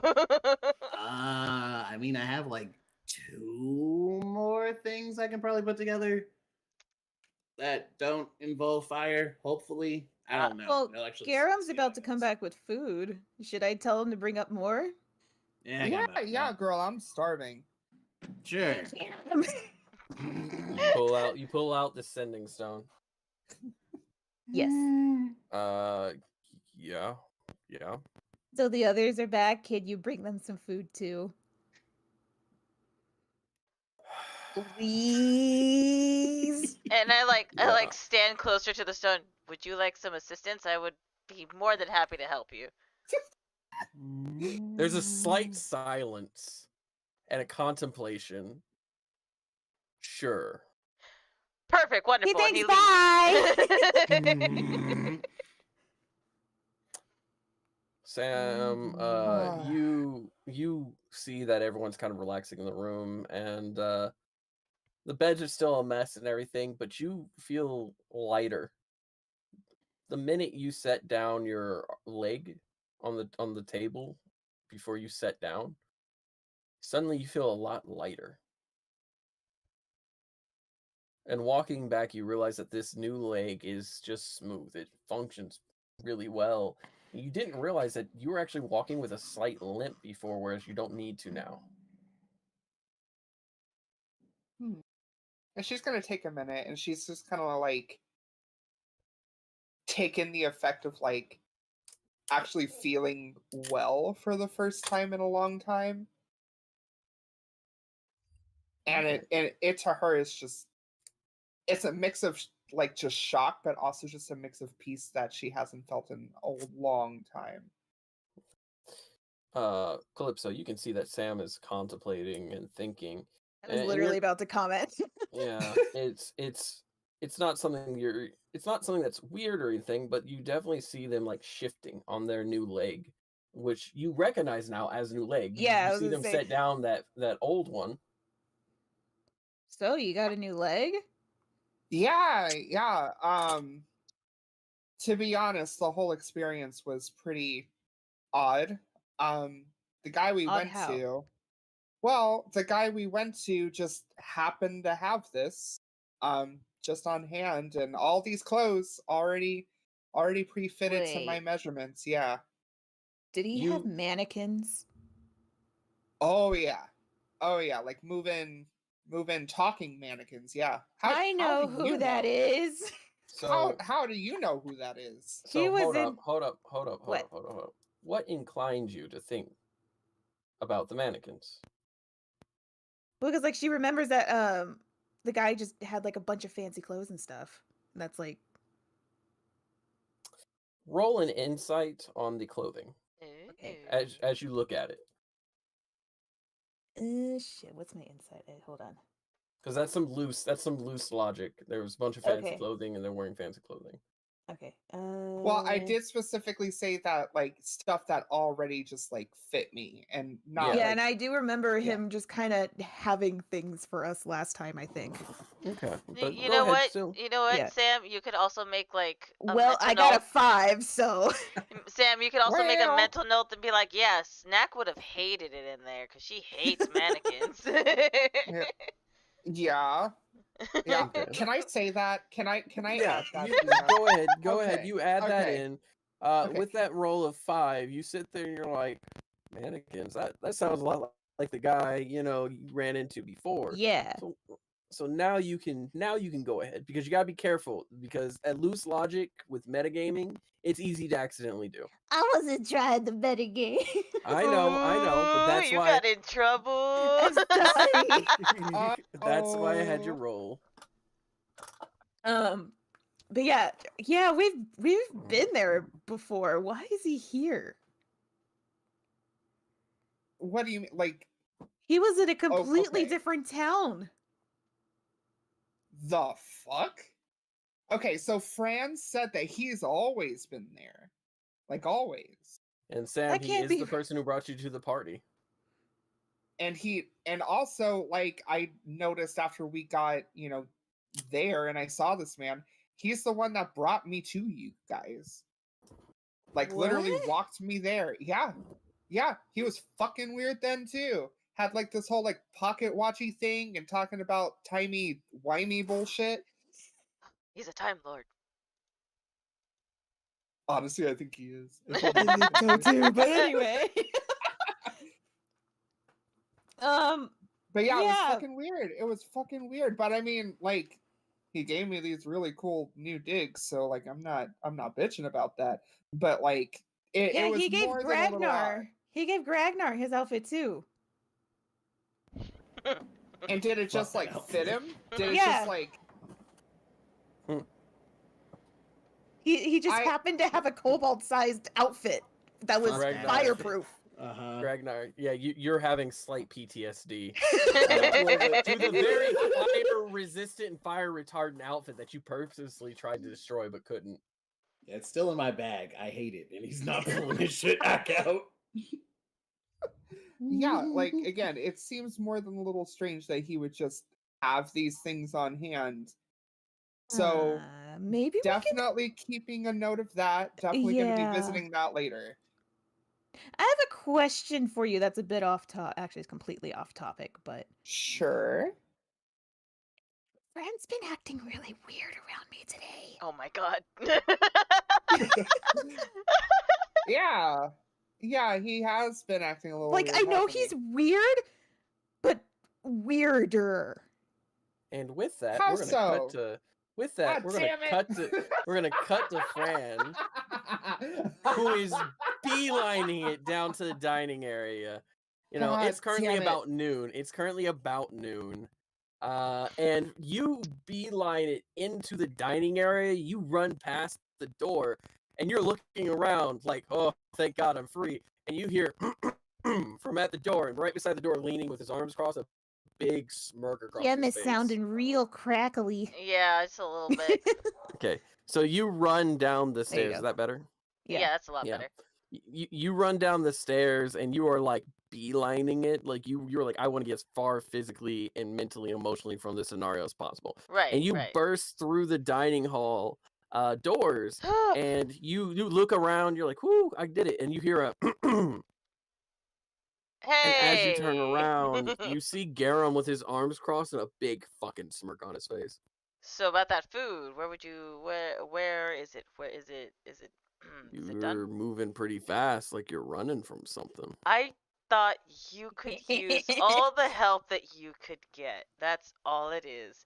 I mean, you've been Oh. tired, you're exhausted, and he's like walking over to like the kitchen counter and starting to put any amount of food on a plate, and I just thought that you could use the help. Oh, I most definitely could use the help. After all, we're grabbing food for the entire party, but you came down those stairs. I could hear you from here. Like you were running from something. I wasn't running from anything. I was just hurrying to your side. And as you're like grabbing food, you're not looking at him. You're like focused on getting the food, and you're like, ha ha ha. And Garem says, "Oh, hi, Seraphina." And he just like mid grab of something drops it, and then turns around. There is no one there. It is him sitting there smiling. And then he And he like walks over to fucking you. love and for Garem. the first time he just makes like direct eye contact with Garem and like squints his eyes angrily. He's like, "Listen, I am trying to be as respectful as possible." No. You listen. You sweet summer child. Summer? I'm a winter child, actually. The ball is I'm a in my winter court. And he walks over and he puts his hands to your side. He puts the hands on the table that you're leaned against, and he leans in. He goes, "At any point, I can simply drop the words. What words? Calypso. Okay. He likes you." She knows that. No. Do you not remember the whole zone of truth bullshit? But here's the thing. I also know Calypso. She's dense. Hey, excuse me. Dense like an encyclopedia and a brick wall had a kid. I am not. Girl, you just got called dense. You just got called fucking dense. It took Gragnar to mention the very basics of the things that y'all had put together for her to realize her hubby might be some experiment by her uncle. That is a backhanded compliment, and I resent that, but I will take it.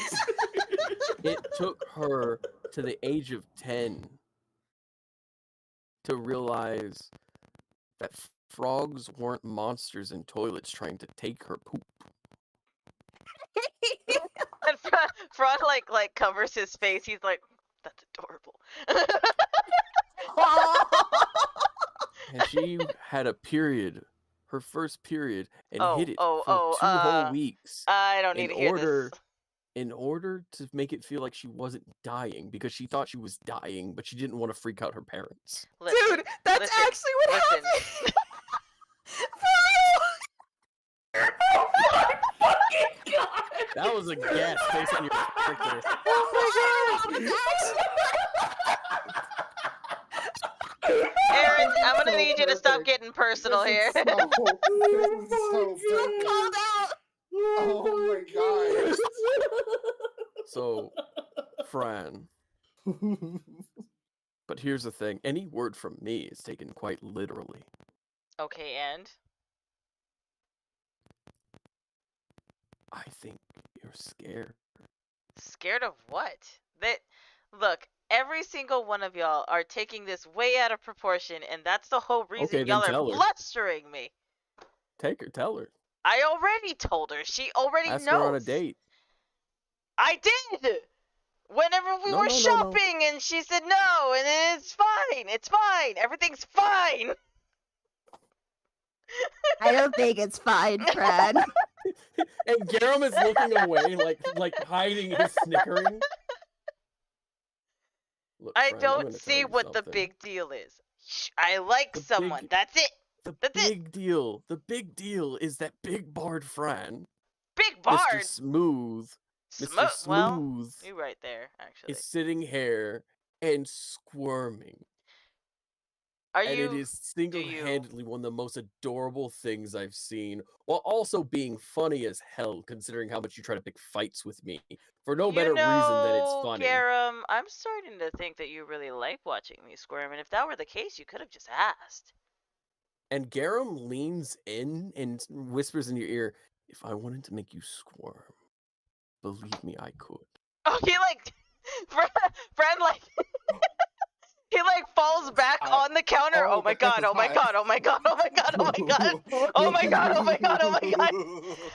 Fran, He grabs I'm a not whole head into of you. lettuce. He grabs a whole head of lettuce and he leaves. Just a whole fucking thing of lettuce. And he walks back upstairs, goes into the room, and just throws the lettuce on the floor there and leaves. And then that's when I turned to Sam. That's what I mean.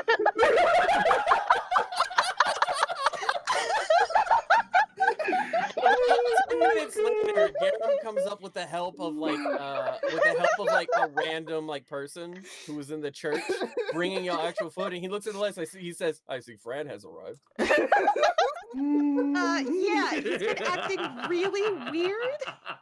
Oh, Yeah, he's being defensive. Don't worry about it. Yeah, maybe you should talk to him about that. Oh, most definitely. He doesn't seem to want to talk to me, at all. I Oh think he'd no, welcome most it. I think definitely he'd- wants yeah. to talk to you. Most Yeah, definitely. I think he'd be so on board with Totally, yeah. Especially considering he's gonna be so Make busy an this insight afternoon. check. He's so busy this afternoon, you know. They all Can know I make so an insight much. check Yes, you can make an insight check. with advantage or No, just an insight check. Yeah, I got a remember you're 12. so dense according to Yeah, Garem. You can tell that they're being silly a little bit with you, but with a 12, they're genuinely saying that they think he wants to talk with you. But there's a bit of sarcasm in it, and you're like, huh. I'm just gonna kind of look at them both, be Sussy. like, uh-huh. I think they're I'm being gonna- snarky bitches. I'm gonna try and catch up with him. Dope. I go. As Seraphina leaves and closes the door, he turns to Sam. So he tried to play the I'm a hot bard card with me. Of course he did. Of course, isn't he cute? Oh, most Isn't he definitely. just the He cutest? fails to realize that I'm about 57 years old. I've had my fair share. So I told him that he basically said, and Ragnar, you're gonna want to hear this. He basically said that if Ragnor's barely paying attention. do you like making me shiver and quiver and some shit like that? And I leaned into his ear and I said, boy, if I wanted to make you do that, I could any day of the week. And that's when he grabbed the cabbage That and is ran. hot. That is hot. Oh, I don't blame him. I don't blame him. Speaking of hot, look at this. Look at this. And he She's gonna, he reaches his hand out to you to help you stand and twirl for him, looking amazing. Oh, she's gonna leaving. giggle a little bit. Oh, And with- Ragnar, you're gonna leave us here alone. No, I don't want Hello. to watch this. I'm good. You guys can have all that. Are they gonna fuck? They gonna No. fuck. They gonna fuck. Don't lie to me, Aaron. Don't you fucking lie. Don't you sit Maybe there in and the lie future to they us. will, but at this time, not. Maybe you know. someday, but not today. They've had genuine character moments together, but they're still very much Oh, building they up. fucking. All right. With that, Bongin? Ragnar, you step out. Calypso, you catch up to Phraan as Phraan is working his way down the hallway and down the steps. Mid steps, Phraan, you hear Calypso behind you. He just kind of, and he turns Wait. around. Question. Did I see them go down the hallway? You walked out just in time to see Calypso turn down the stairs. Ashen form. Oh my god. Good cheese, Sneaky man. little bitch. Please, Phraan would be so behind him on this. Oh, absolutely. Hey, So, y'all are now on the stairs. So I've noticed you've been kind of avoiding me. What's going on? I'm not avoiding you. Everyone is just being really obnoxious. Why And are he you sits on the getting so floor. upset? The Oh fuck- my god. Why are you getting so upset easily after? What is going on, Phraan? Okay, well, fine, okay, fine. Are y'all happy now? I like you. I like mean, you a lot. Not just a little bit, a lot. Too much, I mean, actually. It's uh, almost a problem, and now everyone won't leave me alone about it. I mean, you've told me already? That's what I'm saying. And they're just like, oh, but you need to tell her. And I'm like, yes, I've told her, and she denied me. And they were just like, no, you have to actually tell her. And it's just a mess. Wait, Hmm? you mean, The L word. Oh, whoa. Like a thesaurus and a fucking brick wall had a baby.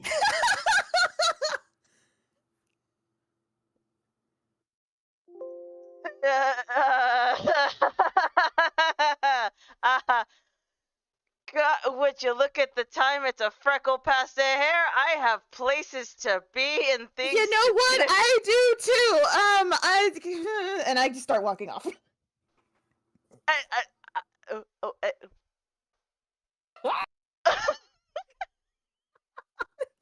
Hang on. This was perfect. I was already in the process of editing this. Immediate response is perfect. Here you go. Here's the face of Phraan right now.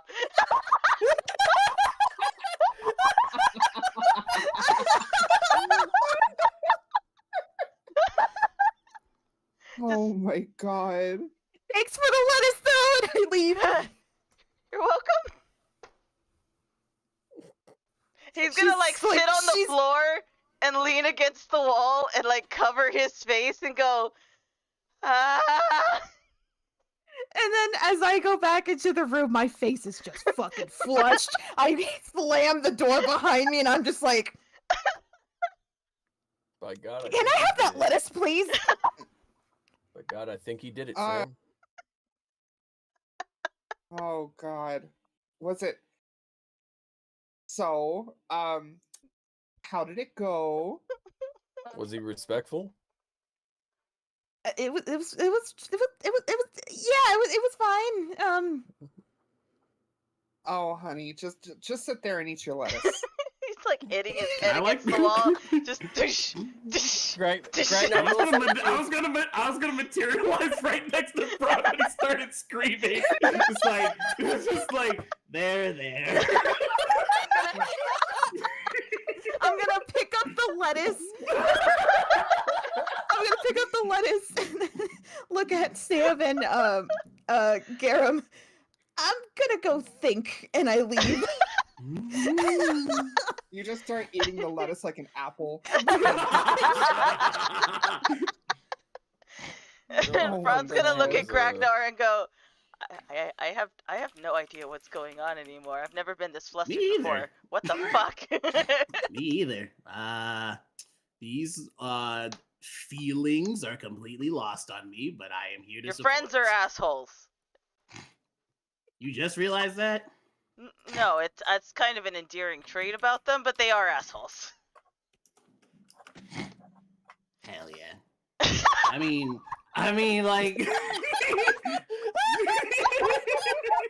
Just hell yeah. Hell yeah. That's Yeah, like they're my absolute dicks, man, and I fucking love them for it. it's like one of the situations. It's like this, preaching to the choir because I literally just lit a dude on fire. And has no regrets of it whatsoever. No, whatsoever. He's just He's already forgotten that it happened.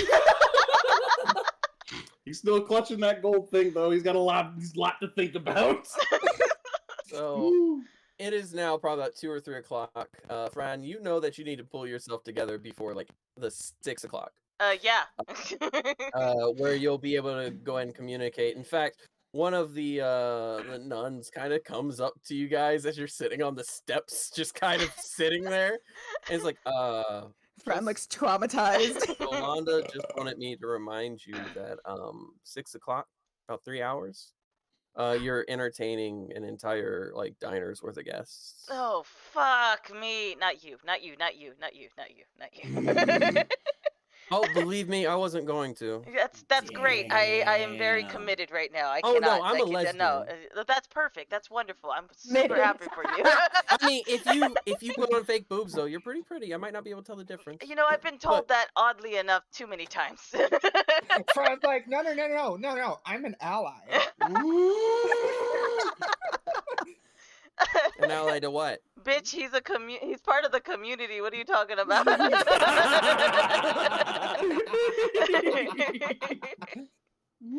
Our strong queer bard. I need to catch my bearings. I mean, some fire jelly might clear your heads up. I think. I don't fucking know. It is edible though. I don't think I want to eat fire jelly. It's edible. It's just alcohol. It's just in jelly form. I really don't want to have alcohol when I'm about to go entertain a bunch of guests. I mean, it's just a little bit, put some hair. I don't know any of these statements. I just know some people drink alcohol and apparently it makes them feel better in stressful situations. I don't understand, considering and the last it puts three. hair in some places, it puts hair in some places. Yeah, apparently. From what I've heard, I don't understand, considering the last 3 times I've had anything with alcohol, it blew up. But that's neither here nor there. I was just trying to make you feel better. I am terrible at cheering people up. and with that, he just puts his hand on your shoulder. Thank you. That's all I needed.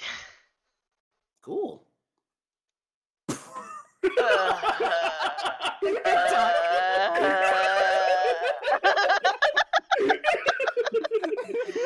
And I float away.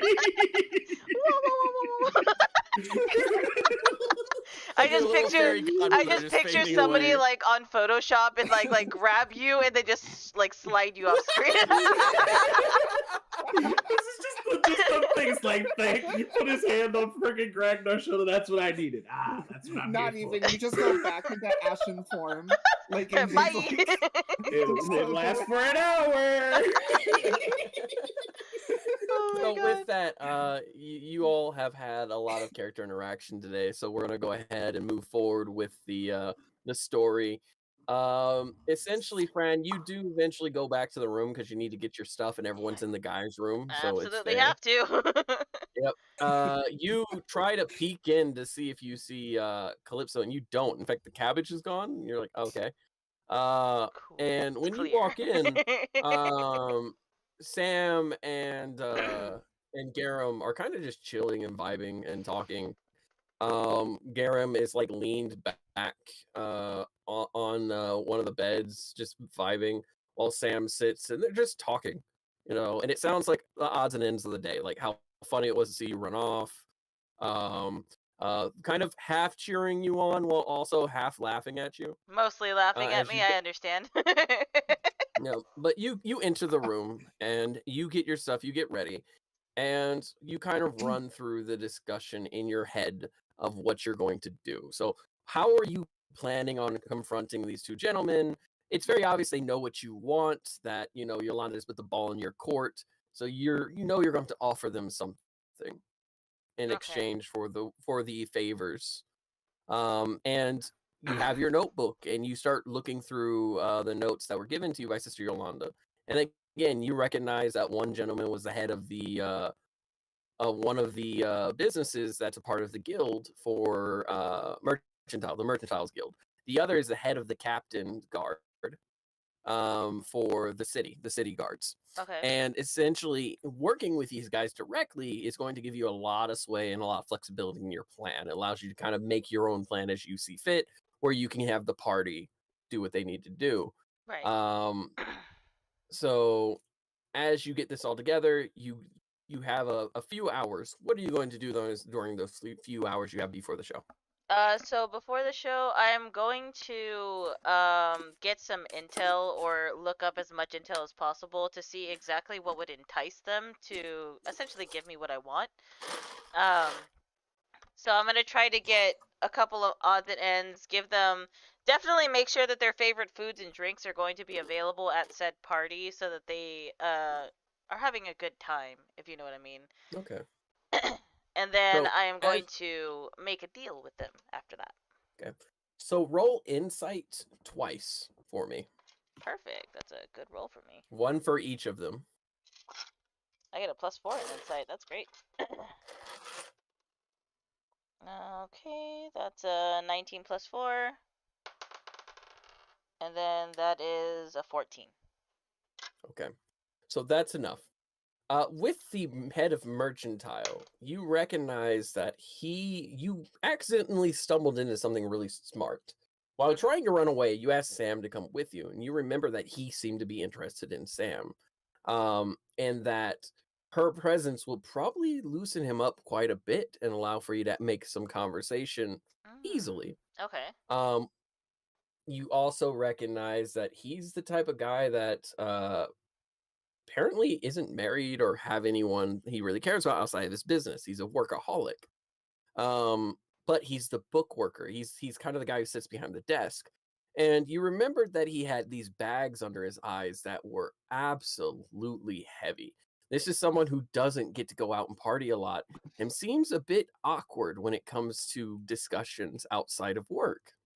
It might do you some good to, you know, when talking with him, hint that you could maybe help him get a little more personal time with people, whether that be at local pubs or maybe get him introduced to someone. Okay. As for the head of the guards, he seems like the stereotypical jarhead. He seems like he's all laughs and he's all fun until work comes into play. You had actually remembered him being assigned as head of the guards when you were younger. He's been doing this for about 20 years as head of the guards, and then roughly he's been probably doing this about 40 years in total. He's older in age. He's got a jagged kind of beard that he's got going on that he doesn't keep kempt. He seems like the type of guy who's more physical, but he's also, again, the head of the entire guard, so he's not an idiot. It's just he's more boisterous.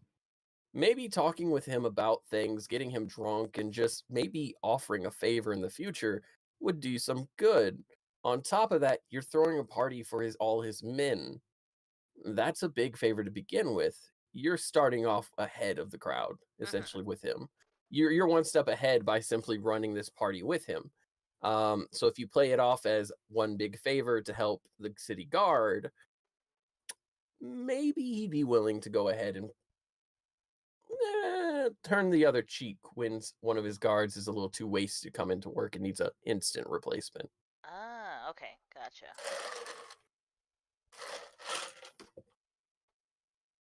Okay.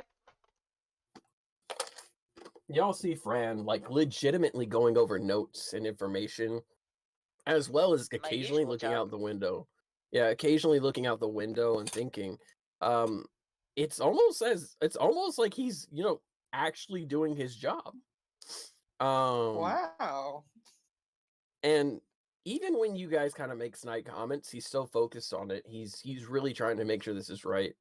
Garem eventually walks over to you, Phraan, and he points at a specific note in your book. Don't forget this. And the note he points at is basically stating that both these men owe the church in total. If you can make this something where you owe them, or you could kind of hint that this might take care of some debts that the church prior that they owed. I did take that into consideration, but I'm thinking that's more of a last stitch effort. If things don't go according to plan, that will absolutely be one certified way of getting our way. All right. Well, I'm going to go down and drink the food that you're apparently paying for. Yes, enjoy. Will do. And Sam, Yeah. you do really look nice today. And he She's gonna proceeds. blush a little And bit. Phraaan's She's gonna look up blush and a little smile bit. and be like, Oh, you shut the fuck up, you simp. I said nothing. Garem turns around, puts his hand over your shoulder ever so gently. What, you want some too, pretty boy? Maybe later, Big Daddy. Oh, ain't she cute? And as he stands up, his hand gently caresses your neck, and he squeezes a little harder than he should, almost taking the oxygen from you. Hey! And he's like, "Don't play around too much. You are going for my kid." I thought you were the uncle. As far as I'm concerned, you're chopped liver until you're in the family. And you can feel the claw a little bit, kind of ever so gently caress your artery, and he lets go and proceeds to walk out. Sam's gonna pat Garem's shoulder and You be like, give me "Okay, we'll see you downstairs. conflicted We'll see you emotions. downstairs." I don't know what to expect from you anymore. With the rest, hopefully you'll never figure it out. And he shuts the door. And he Sam's looks over gonna to look Sam. at him like as he's leaving. I'm like, God, he's hot. God, I'm just So, are y'all gonna surrounded fuck? by hot people. I don't know, maybe, probably. I hope so. Yeah, I want probably. that for you. I do. Maybe. I don't know if either of us are ready for commitment, but like, Who said you gotta be committed? I don't know, but like, I don't know. But maybe, He- yeah, probably. he Probably. does give Definitely. he does give you, Sam, the feeling of being a family person. So he probably the Yeah. type that would want to be committed. Yeah. And like Sam jests and stuff, but like she's got the hots for him. She likes him. I've got the hots for him. I keep I was this close. a likeness of him in my boudoir. I got this close. I touched it. I touched it. Oh god, it's such a good movie. Okay, so I'm gonna assume that I'm all prepped up. I have no Yes. idea where Gragnar or Calypso are. Yeah. I with- just kind of ran out until I went to, I don't know, maybe like a courtyard area or something. I was panicking. Yeah, you are currently sitting there panicking, Just and with eating your lettuce. with that, there are some kids who are playing around, and they all kind of stop and look at you from a distance as you're just eating lettuce.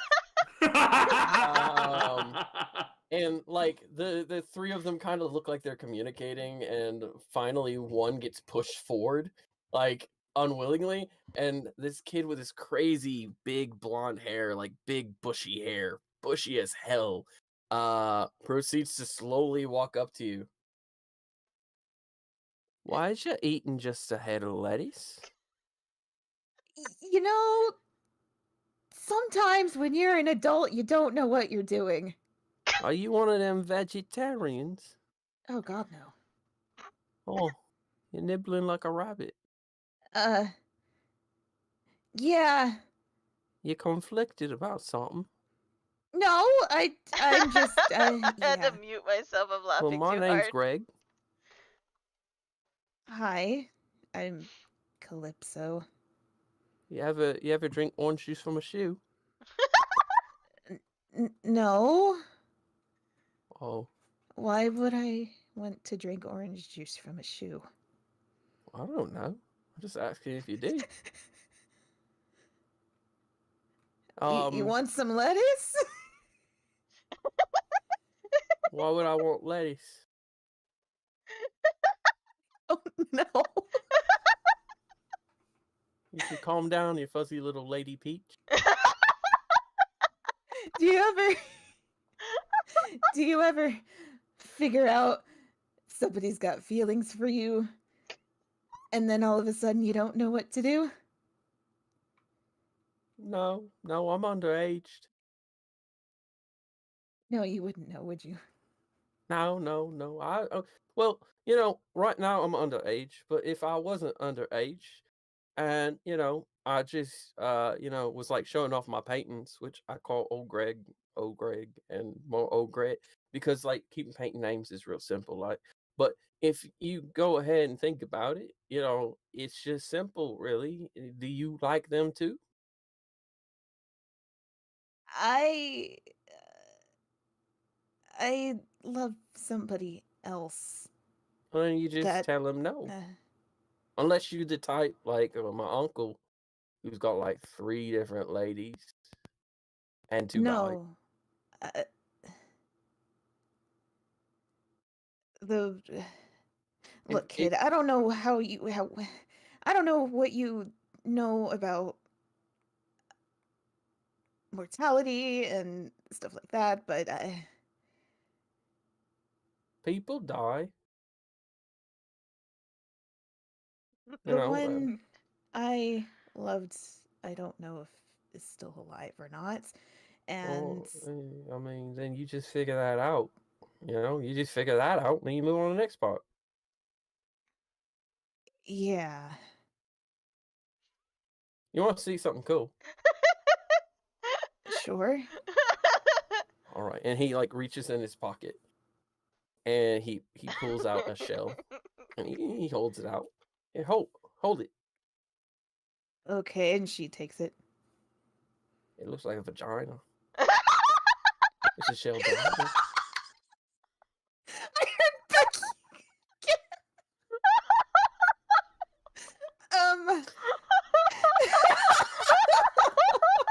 It's my special shell. You can have it. Thanks, kid. It's no problem. You can also I have a name, you know. Greg, thank you. Oh, I lied about that. Your name's not Greg? No. That's one of the names that I choose to take. Well, what do you want to be called then? You can just call me T. T? Yeah, just call me T. Thank you, T. Anytime. Hey, when the world gets confusing, laugh. Makes things a lot better. Plus, you just got to go ahead and pick something, you know? Pick something to focus on. Ragnar's too busy focusing on so many different things that he's not even sleeping, you know? Wait, what? So you just got to pick something. Focus on it. When it's done, focus on other things. How do you know Gragnar?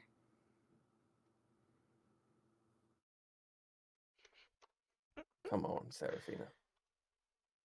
A lot of things in this world don't make sense, and it would be spoilers for me to tell you too much. She's gonna kind of stand up looking horrified and just kind of... Now, calm yourself. Calm yourself. I'm supposed to be the most chaotic thing in the room right now. Kids often are. Who are you? I'm T. No. Who are you really?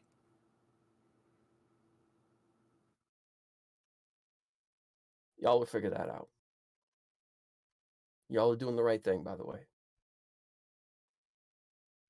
And again, don't let Phraan get to you too much.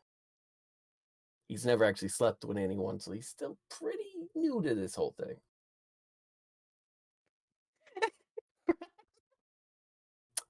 Did this bitch just call me a virgin? He didn't call you not a virgin. What the fuck? I'm gonna knock this kid out. But yeah, have fun with that. The Shelgina. That really is one of my favorite ones I've ever found. Can I make an insight check to see who I might think this might be? Sure. I may be dense, but sometimes I'm smart. I got a 10. I'm getting shit rolls today. They call themselves T, and they claim they are they are supposed to be the most chaotic thing in the room. That's it. That's all you get. And as you kind of like raise an eyebrow and you look down at the shell that they point at, you look up and the kid's gone. And you see 3 kids over the way playing, but not that kid. Not that kid's not there anymore.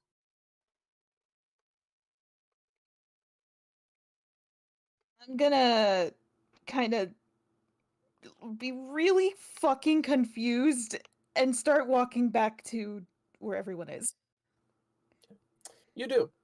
Now, jumping back to Gragnar. Gragnar, what are you doing? One last time, I just need to know what you're doing right now. Oh, I went back to the room after I was like I just went back to the room. I'm still looking at that gold thing. Just like he's inspecting it because it's just weird that it fell out of his bag, especially after somebody said they were gonna give him some power. Okay. Yep, you spend time with it. Would you say that you're inspecting it and you're taking a short rest to do so? Sure. All right, we'll get back to you later. Now, Phraan, you and Sam proceed to walk into the diner about 30 minutes early. You've actually made good time, and you see that some of the guardsmen have already arrived and are being served left, right, and center. And you notice that a lot of the nuns aren't dressed as nuns. They're dressed in like regular getup and clothes, which is something you haven't seen as many do in a long while. Right. They tend to wear their clothing, their religious clothing all the time. There's even you even see Yolanda in a like button-up shirt and some pants, like workman's pants, like Mhm. someone who would work the dock. And she's currently like drinking with some of the guardsmen who are all kind of already buzzed. Yolanda has very much seemed to get everyone in the partying mood. Looks over to you and waves you over.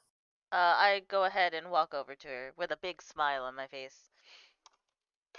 The two gentlemen you want to talk to are sitting over there in the corner table, having an absolute blast. Well, I mean, the head of the guardsman is. The other one's awkward as hell. That sounds about right. Are you having And a you, good time? oh, I'm having a wonderful time, especially on your dime. Well, it is. That is how this works. Don't worry. Don't worry. It's not actually coming out of your pocket. It's just to make you seem like you're a big spender. I know, I know. All right. Actually, while I have you here, I just wanted to let you know that since both of them do still owe the church, I may use that as a bargaining chip at some point if things don't go according to plan. I can easily knock about 30% off. Okay, I can work with that, and I can let them know that we can work with that. All right.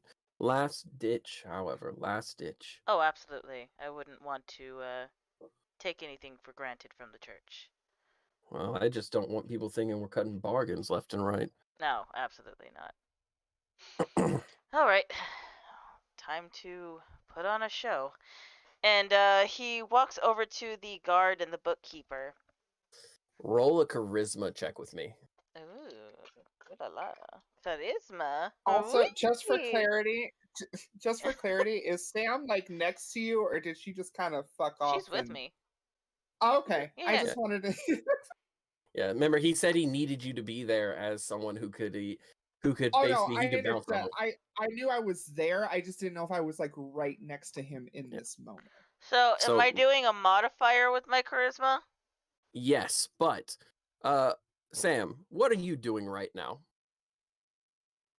Well, I am just trying to spy on a drink that I could have in my hand at some point because I am gonna need that.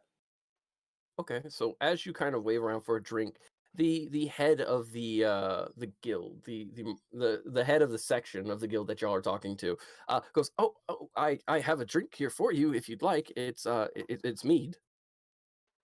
Oh, well, thank you. No problem. That's awful nice. Yeah. And he just kind of sits awkwardly. He's very obviously a middle-aged man who has focused way too much on his work. That's You can the read that off that's of the him. bookkeeper, right? Yep, that's the bookkeeper. He is very obviously awkward. He's very obviously not used to talking with people, and he's very obviously spent more of his life doing book work. And I look over to Sam. I'm like, Sam, thank you for joining us. This gentleman right here, he had a lot to say about you. I think he wanted to get to know you a little bit better. And she looks at like the friend looks at her and is just like wink, like just go along with it. Just go along with it. Oh, you had something to say about me, huh? Well, I find that quite flattering.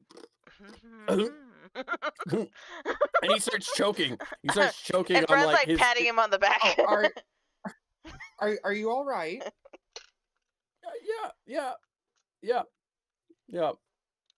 Phraan, we're here Yes. to talk business, right? Oh, absolutely. And Sam was actually going to join me since, you see, I'm not much of the seafaring type, but she's very well versed in the seas and what happens on them. Oh, yeah, I'm born to sail. Yeah.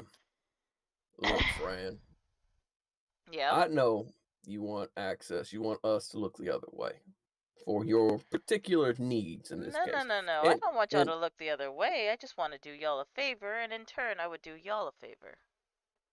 Look, Phraan, I ain't the charismatic type, and this is the head of the guards. Uh-huh. I don't like these son of a bitches any more than you do. Ever since that ship came into town, there have been more fights, more rowdiness. People seem unnerved by those paladin-looking motherfuckers who came in, and now I find out they're tied up with this ship. I want them gone, one way or another. And I know y'all sister Yolanda said she's already done some stuff, and they'll be gone within the next week or so. But they stuck in the docks, and if I'm gonna be real, my guards informed me that might be tied to you. To me? Oh, I've been yes. here all my life, and you know that. You've known me since I was a kid. You've known Yolanda since I was a kid. Which is why I'm not stupid. But you have been here since you're a kid. I've arrested you left, right, and center. Correct. We know each And other I too know well. you. I know you well enough to know that if you're going to try to do something, there's a reason for it. That is correct. So I'm going to let you talk to the bookkeeper, because you got to convince him. And based on what he gets, I might want a little more. Yeah. Listen, I am willing to treat your men to an annual get-together, much like this, a celebration, a relaxation. Y'all work too damn hard in this city, and you need days of relaxation. Am I right? Yeah. And I am willing to give you an annual shindig, if you will. If you just do me a favor. That's it. 4 times a year. You want 4 Every times. 3 months. Every 3 months. I can do 3 times. I still have 3 bills times. to pay. 3 times. And the mead, up to 300 gold is free. I can arrange that. Well, he's all yours, Bookie, and he slaps him on the back, grabs his drink, chugs it. Boys, first 300.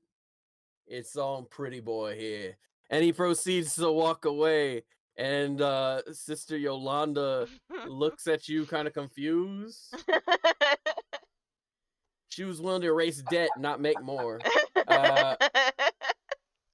And she just smiles ever so slightly as the head of the guard walks by, puts his hand around her, and you can just barely hear him.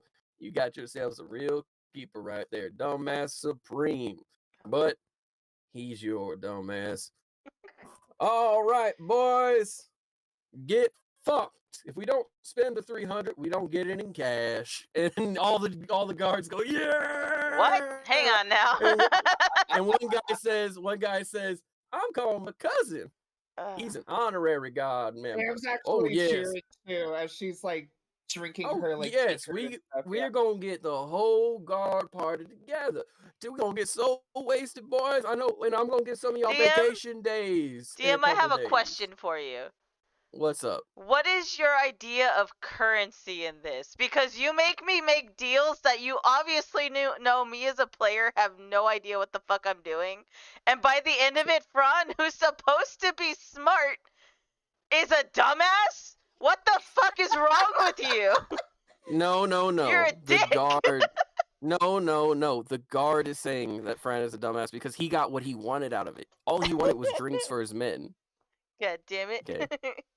And remember, Sister Yolanda is fine with you doing this on the dime of the church because the church owes you as well for some of the things you've done for them. Barely. But anyway. Okay, so this is just favors being handed off. You are not actually trading off any funds, really. And that's the smart thing about this, how you're handling this. You're using favors to pay off favors. You're definitely not making me feel like I'm smart. You're making me feel like a dumbass. The head of the guard is the head of the guard is a fucking brick. Talk to me, Sam. I see your comment, steel toe Sam.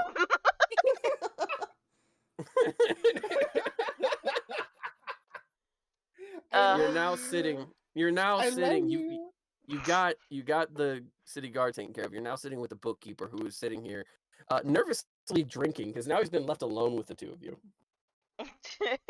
And like, he just turns his attention to you. Relax. We're just doing business, right?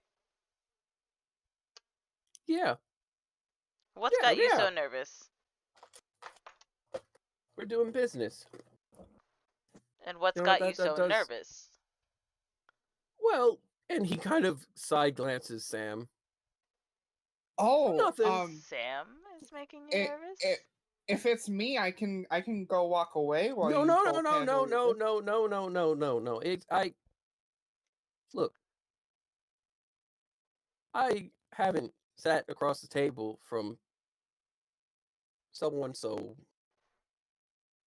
pretty in 25 years, 3 months, 6 days, 16 hours. So, you know, it is pretty, and I'm not used to dealing with pretty. I deal with pretty, but it's always like I'm not so, anyway, business. Yeah, Mhm.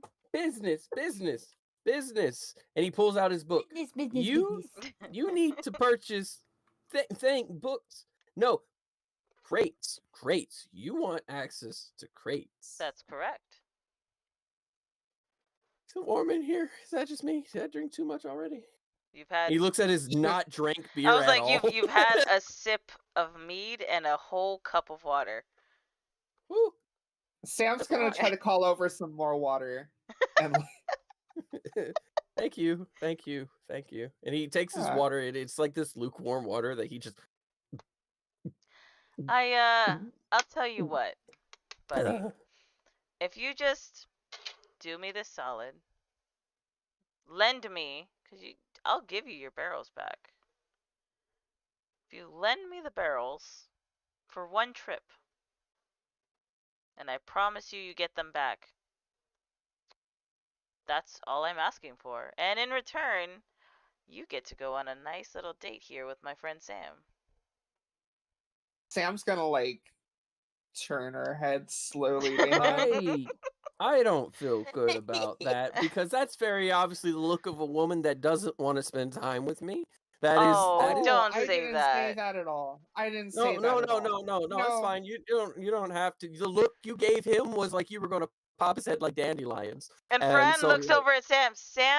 Sam just looks at me like that because she hates Look. me. It's perfectly fine. Look. No, No, look, I looked at. No, she's gonna like put her finger over his mouth so he'll stop talking for a minute. And you're like, no. I also am, and meanwhile, like catching like Fran's eye and stuff, like still like glaring at him, Just smiling. like halfway. I'm like, no, I'm also just not used to, just being across somebody so intellectual and successful. So as forgive you- me for being in kind of shock here. As you like half look over Fran's shoulder, you see Garem leaned against the wall with like a mead, and he's just kind of got this grin on his face that you just casually lock eyes with. I roll a charisma check on that one for me. Oh, I got you. Hold on, Oh, get it, Sam. Get it. Let's go. because I I'm got a gonna have- +5 on that, babies. She's got a +5 for that puss. God damn. Yeah, and he rolled fucking poor for an insight, so Hold on. That is +5. That is a 21, baby. Woo! he blushes profusely. And kind of as you pull your hand away, he kind of just leans forward a little bit and pulls himself back. I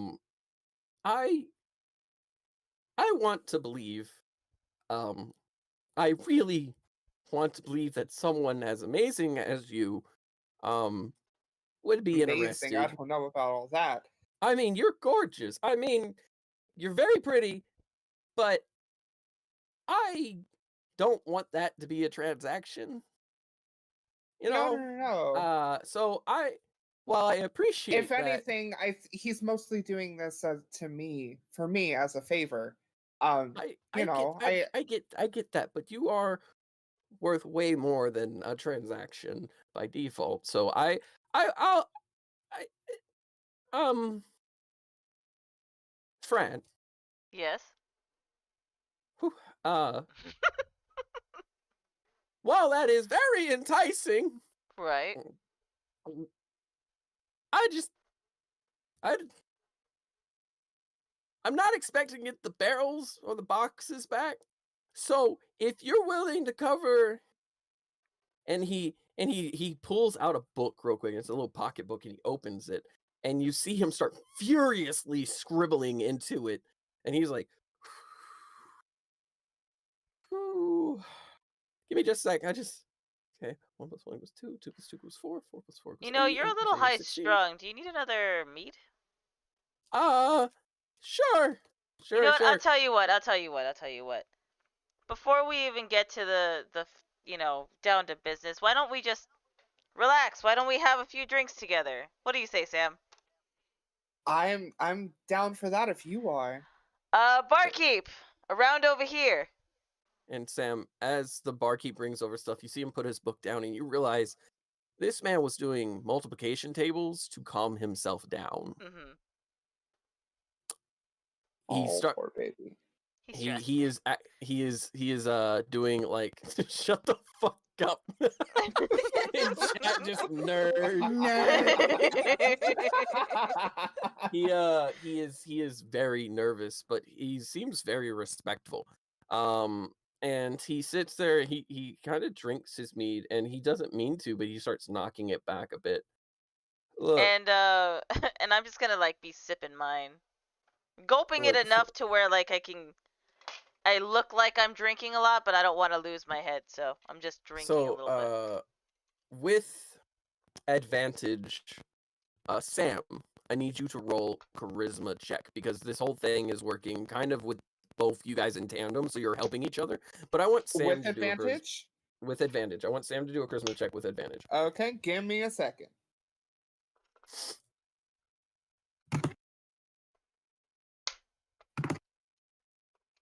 That is a 24 with advantage. God damn, girl.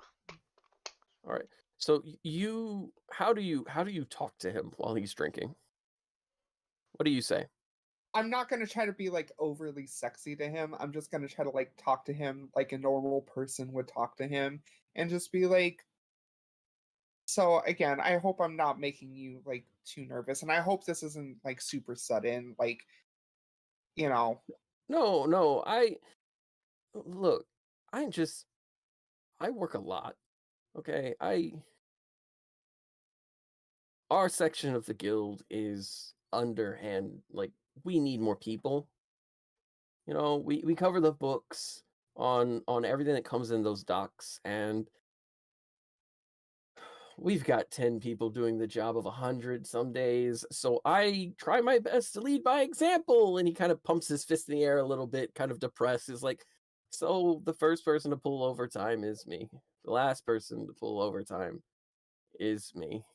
Question. And she's gonna grab his hand, and she's like, I can only imagine the stress that you must be under. And he's just drunk enough not even to realize that you're holding his hand. You look up and you realize he's had 6 meads in like 30 minutes out of nervousness. I just look, the two of you are cool. Like, you really are, and I appreciate it. But Sam, I don't want you to want to go out with me because you owe me or anything like that. Well, And then I how get about it. this? I have an idea. Well, I have one too. Oh, then let me hear it. I was working numbers in my head, and I think I was doing so I lost track of how much I was drinking. But if, say, the church were willing to donate 6 people with a decent education and knowledge of mathematics and trustworthy for the next 3 months,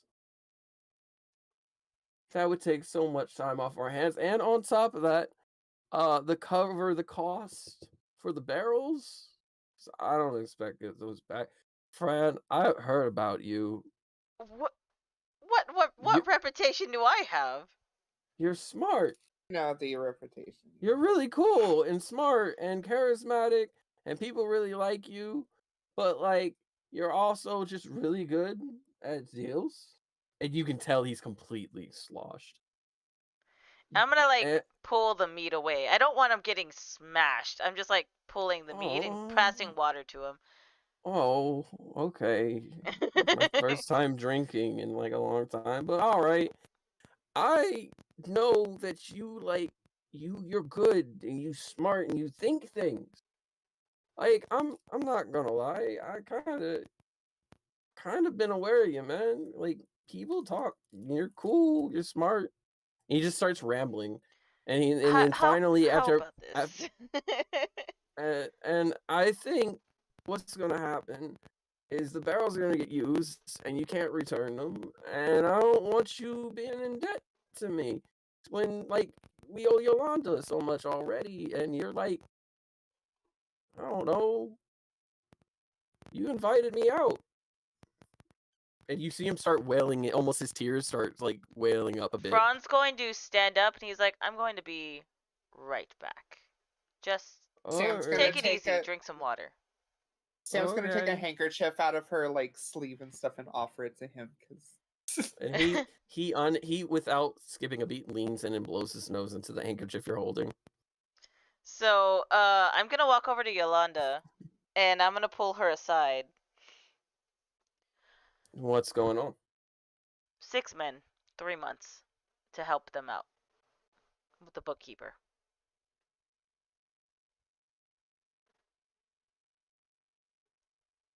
Fine. I also. But Hmm, we get half of whatever's on that ship.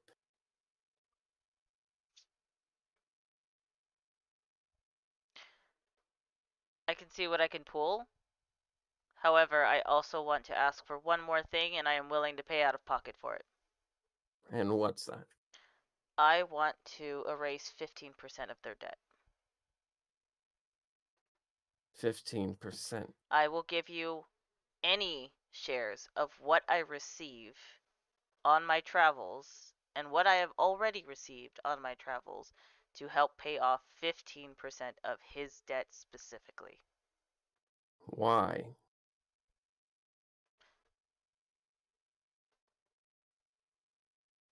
He's a good friend. You're getting soft, Phraan. No, I'm human. And I walk away. That's a real silly thing for a half elf to say.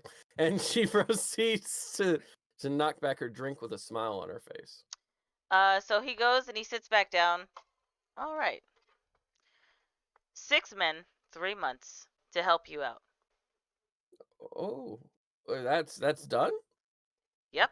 Just spoke to Yolanda. And as a personal favor, 15% of your debt erased from the church. What? Do you even know how much we owe? Yes, of course I do. I You work for do. the church. They owe about one debt that their smallest debt, because it's, whenever you take out loan stuff, it's different. Yeah. The smallest one they have is about 450 gold. Mm-hmm.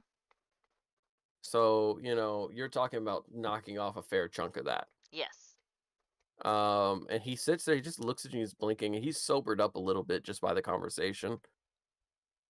But why? That's extra stuff. You're good. You're doing me a solid, so I do one for you. He sits there and he kind of like Also, as part of this deal, you have to take a day off. Tomorrow. And he looks at you like that's the first thing that actually scares him in this conversation. Tomorrow, you have to take a day and off. Sam's gonna be like, "Yeah, how about you join me for breakfast in the morning?" See? That's not a transaction though. Nope. Like I No, don't want It that is to not be- part of the transaction. No. You just come Yeah. back here and join me for breakfast as friends. Yeah. Yeah, that sounds Sounds good. Yeah. And he kind of sits there. He's tearing up in his eyes. And he's just Perfect. kind of, Fran, Mm-hmm. thanks. Yeah, absolutely. And he hands him back his mead. Now you're allowed to get sloshed. Have a good night. And he's gonna get up and walk away. Sam, are you coming, or do you want to stay around? As you go, Sam will come with you, but she's gonna give him a slight little like peck on the cheek before she gets up. you do that, and he kind of blushes. And as y'all go to walk away, he yells out, "Sam, Yeah. thank you." And Fran, Hmm. it's mighty honest of you to not let me get so wasted that you had too much advantage in our negotiations. Listen, we were talking work, and just because we're having a good time doesn't mean that good time has to get in the way of work, correct? I guess, but Now that work is completed, you are allowed to get as messed up as you'd like. Just don't end up naked in an alleyway, okay? oddly specific, but okay. Just take my word for it. Happens all the time. As you say this, he raises his ale to you. Notate in your notes Mhm. that William Robert the Third William Robert III. is a close friend. Gotcha. Head of the books for the church in the Merchants Guild. That is his job. That is a new contact for you in town. Got it. Based on everything you've done so far, you have earned a new contact. Congratulations. Thank you. You've Very come out. nice. Yay. You've officially come out on top in this entire endeavor. The guards were the easy mode. He was the emotional wreck. So Yeah. That's why I put in my notes. I was I like, was- loosen him up was one of the things, and I'm like, if this isn't working for having him meet somebody, then we need to loosen him up. Have him have enough drinks, but not too many. yeah, there you go. So As we walk off, though, like she's gonna like snatch his wrist as they're walking and like lean next to him and be like, "Hey, next time you plan to whore me out in the beginning of negotiations, let me know first. He wasn't going to take it. Whether he was going to or not, let me know first next time. I'm not afraid to get into trap mode, but like I'd like to be prepared." Oh, absolutely. Maybe I will consider giving you intel next time when you're not too busy laughing at me. Listen, He walks away. I wasn't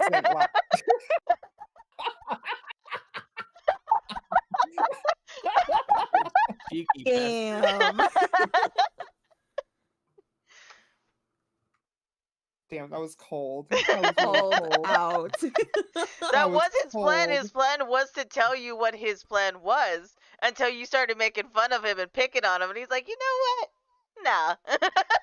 She's like, "No, I'm gonna whore her out. And she's I'm just gonna have whore to- that bitch out." This is for her ship, and I know she's gonna do it. Of course she would. So as you all are talking shit to each other, working your way across the room, you find yourself at the door right next to the bar where you can decide to stay or go. Garem is leaning across the wall drinking his mead, and he kind of looks over. So you got a date? Oh, shut up. He's a good guy. Oh, I know. He looks like the nerdy, worried type. He is. Oh, But sounds like he's someone's also a very jealous. hard. Fran, don't make me peg you. Do it. I want you to do it. And he looks over and he sees a wooden broom that looks like it's old as hell and like got the wood splintered left to He right. said peg, not sodomize.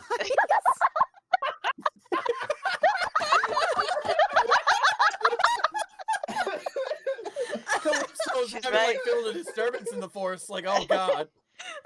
Look, listen, I am way too tired to. Oh God.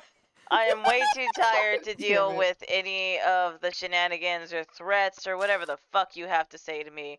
And if I'm being 100% honest, I don't need to hear it.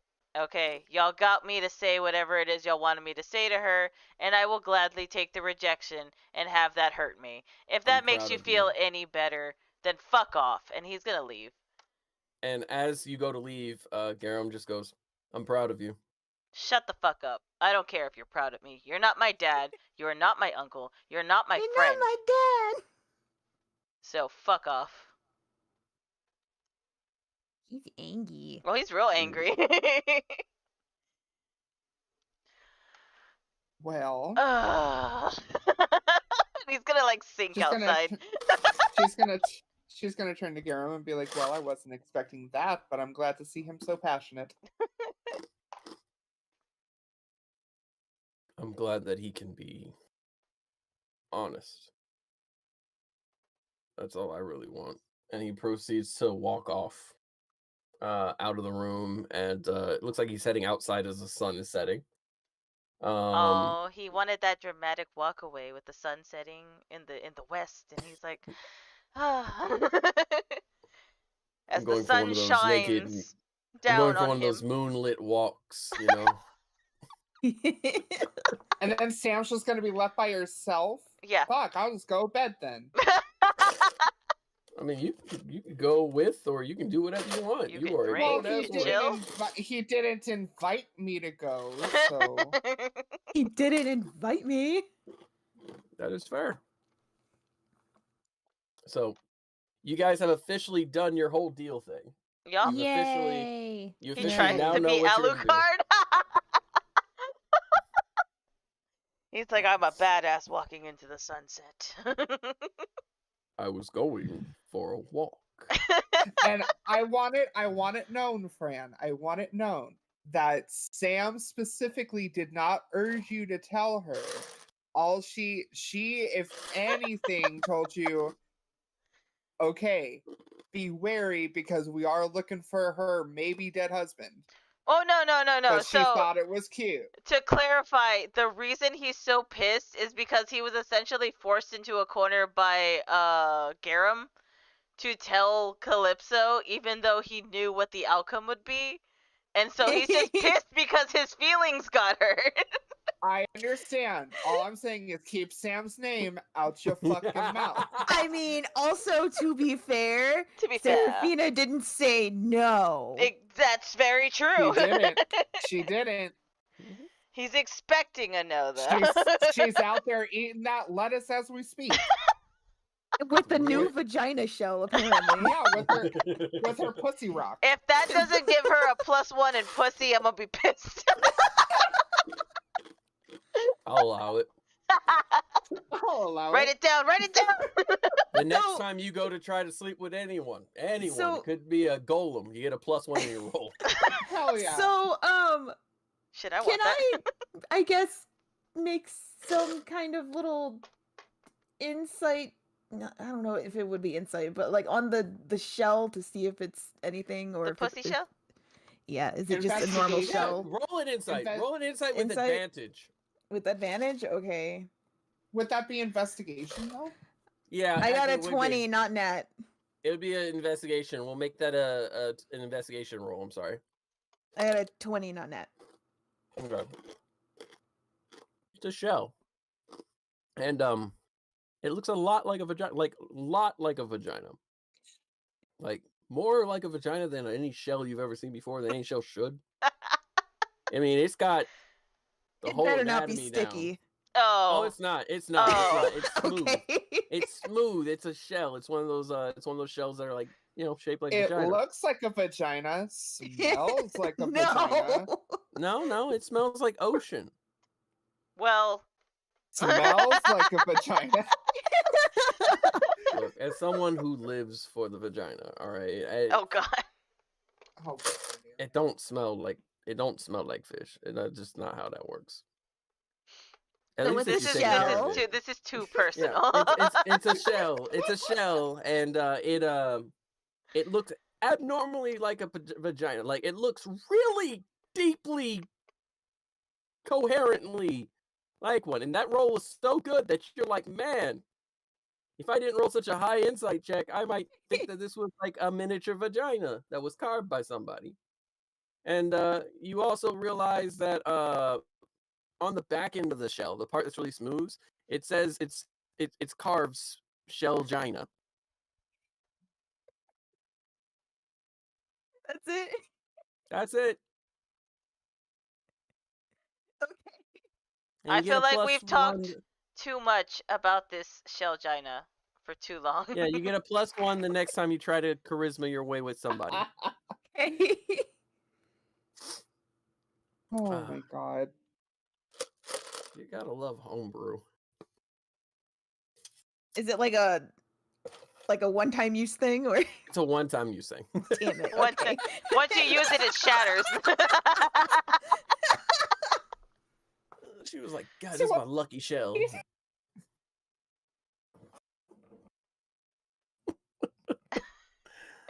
All right, moving God. forward, y'all are all going to essentially wind down for the night. Gragnar, you said you're back in the room, right? He muted. Ragnar. Oh, he's muted. Gragnar. Wagnar. Unmute Wow. yourself, How the dummy. fuck There did you I do that? I didn't even fucking click it. So You've been you muted chilling for a in the while. room, right? Well, Yeah, you've been damn! muted I've the been whole time. talking. I've been talking this whole fucking time. God damn it! I was talking shit.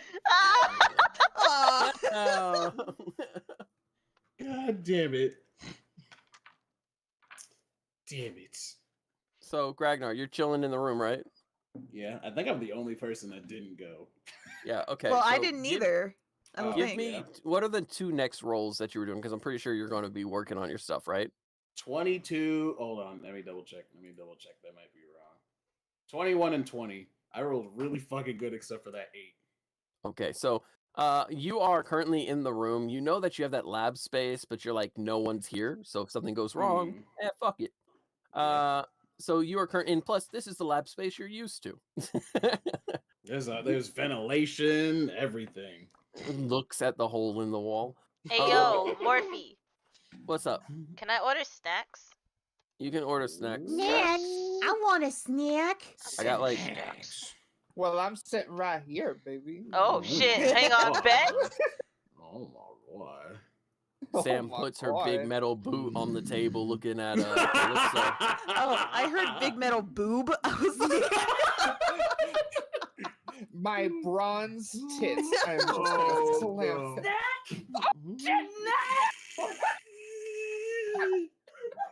what is happening? What the fuck happened? Vector came to my room and body slammed me. I was like, what the fuck is going on? Oh my god. I was this close. I touched it. I touched it. That was a it. good fucking snack. Good God. Be careful, that's a lot of sodium. Oh god. Oh boy. Oh my god. Anyway, so I don't know y'all what for all snack. come into the room. You see Ragnar working again in there, and he's back into science mode, despite the fact that y'all had been told to use the space down below.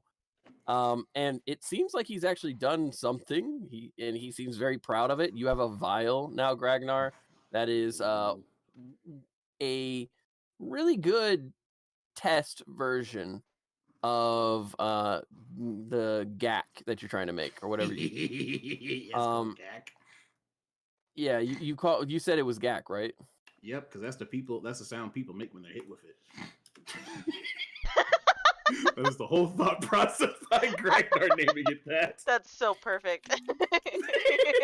Gak. So yeah, he now has 1 vial of GAC, which is essentially C4.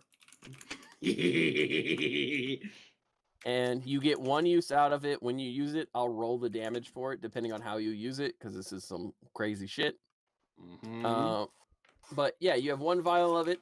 And you guys all come in, and you see Ragnar like grinning profusely, staring at his vial of what looks like a greenish gray substance. Can I actually say that I'm looking for Yolanda right now? Yeah. And I was actually gonna ask if I can go sit with Frank. If I could go try to find him. Oh, I'm outside Yeah, the you- tavern. Okay, well I'm gonna go find you. Yeah. It takes you about Sam, it takes you about 5-10 minutes. You kind of he walked out, but you didn't see quite where. So you walk around the building. And you find him actually on the back alley, vibing by himself, relaxing.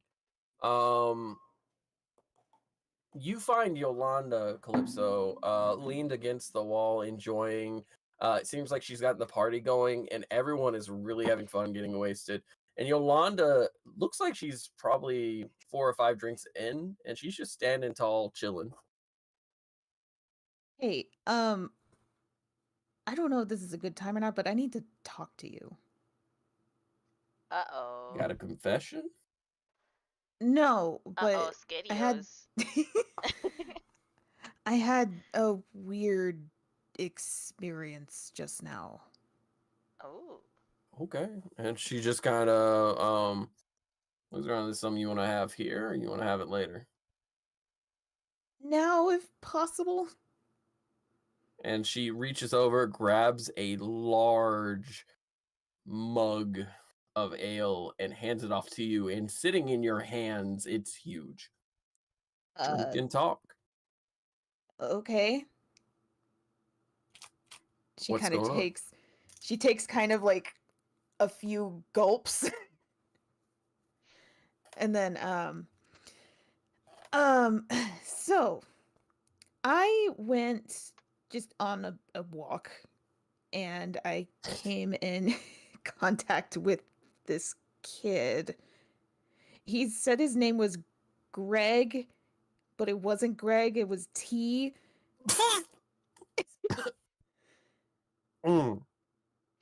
Like T short for something, T? I'm not sure. He just said T. A He knew kid? he knew my name. And Like you see my Yolanda sit there, and she kind of absent-mindedly just knocks back her entire full jug. He said he was supposed to be the most chaotic one in the room. I don't know what that's referring to, but and then he just disappeared after giving me this, and I show her the vagina shell. That's on point. So you know who this is? I mean, when you start hanging with gods and keeping up with history, yeah. He's a god? Oh no! Oh no! No! No! No! No! No! No! He's bigger than that. Who is he? Should I be worried?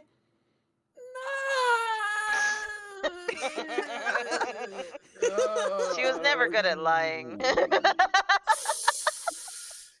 I mean, he was nice to you, wasn't he? Yeah, he kind of consulted me about some You don't stuff. suddenly have a jackass tail or hooves or gills or anything like that, right? I don't think so. She kind of like looks at herself. It's like I don't think so. You don't. Okay, then you're on the good grace side. Y'all might want to sleep and rest and be ready for anything tomorrow when you go for that ship. Yolanda, who is he? When you were studying magic back at the fancy place you came from, let me ask you a question. Do you remember, did anyone talk about like old folk tales about like or did you just study book magic? Well, there was book magic and then a lot of folk tales about dragons and You ever most of the folk tales that you know were told by your mother. She was the one who really kind of told them to you because she loves stories. But you mostly studied textbook stuff. Yeah, anyone ever tell you the story of the creation of the world? Have they, DM? No. No. Your mom had a couple times when we were real little talked about like the different ideas how the world came to be, but no one really said I there mean, was a I've coherent. heard different theories, but nothing really concrete, I guess. Well, when you work in a church and you get to talk to your goddess on a regular basis, you kind of ask questions early on. You mind if I kind of spin you a tale? Sure. Yeah, Phraan isn't the only one who can tell a good story. Aw, she thinks my stories are good. Bless her heart. Phraan hasn't really told me any stories. Oh, he hasn't That's had a chance surprising. to. I mean, he chose to be a bard. Bards collect stories and tell them through all sorts of manners, and well, shit. And she grabs what looks like a bottle instead of a glass, and she uncorks it, and you can get this thick, dense smell of liquor, and it's atrocious. Like it immediately fills the space, and she knocks it back.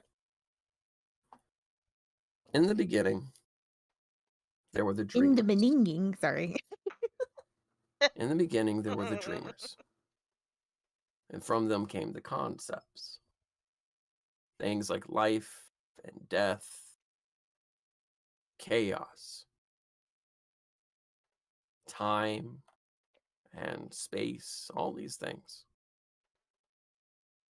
And fuck y'all.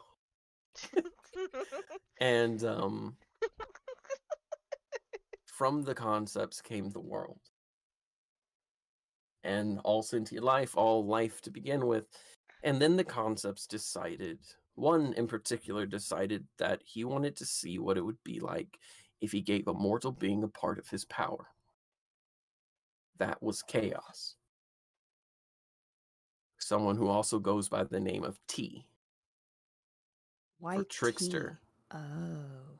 Trickster. Rebranding, you know? Same thing we did here.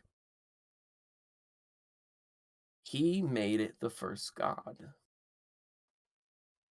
And when the gods try to wipe out all sentient life, a lot of things happened, and he killed and removed very ideas in this world, concepts in this world. Concept killed concepts. A concept took gods and made it so they never existed.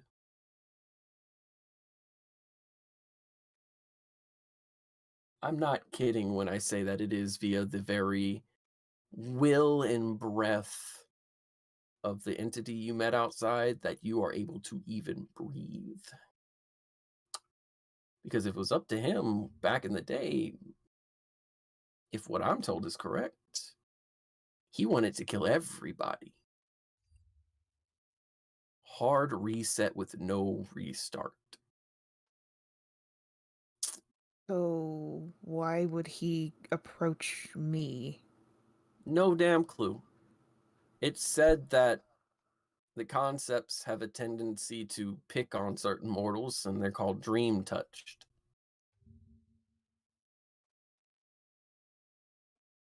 Dream touched is supposed to be special. That's where they touch your dreams. The dream touched are supposed to be special, the kind that can bend the world to their will on behalf of the dreamers. So if he's fucking around with y'all, I'm glad I'm friends with y'all. And she knocks back So- the entire bottle while you're sitting there. So it's a good thing? Oh, gods, no, I can't tell you that. Oh. I ain't got a clue.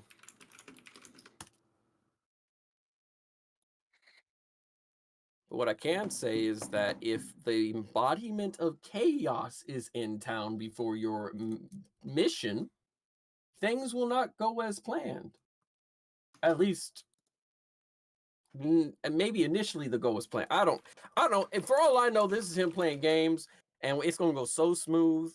It's gonna feel like a naked baby's bottom. I don't know. And Yolanda is very obviously nervous and drunk at this point, and she's just like, "So just do what Phraan says, because that's the best chance you got." Oh yeah, Fran. What's wrong with Phraan? Yeah, y'all forgot. Sister Yolanda don't know a damn clue what's going on.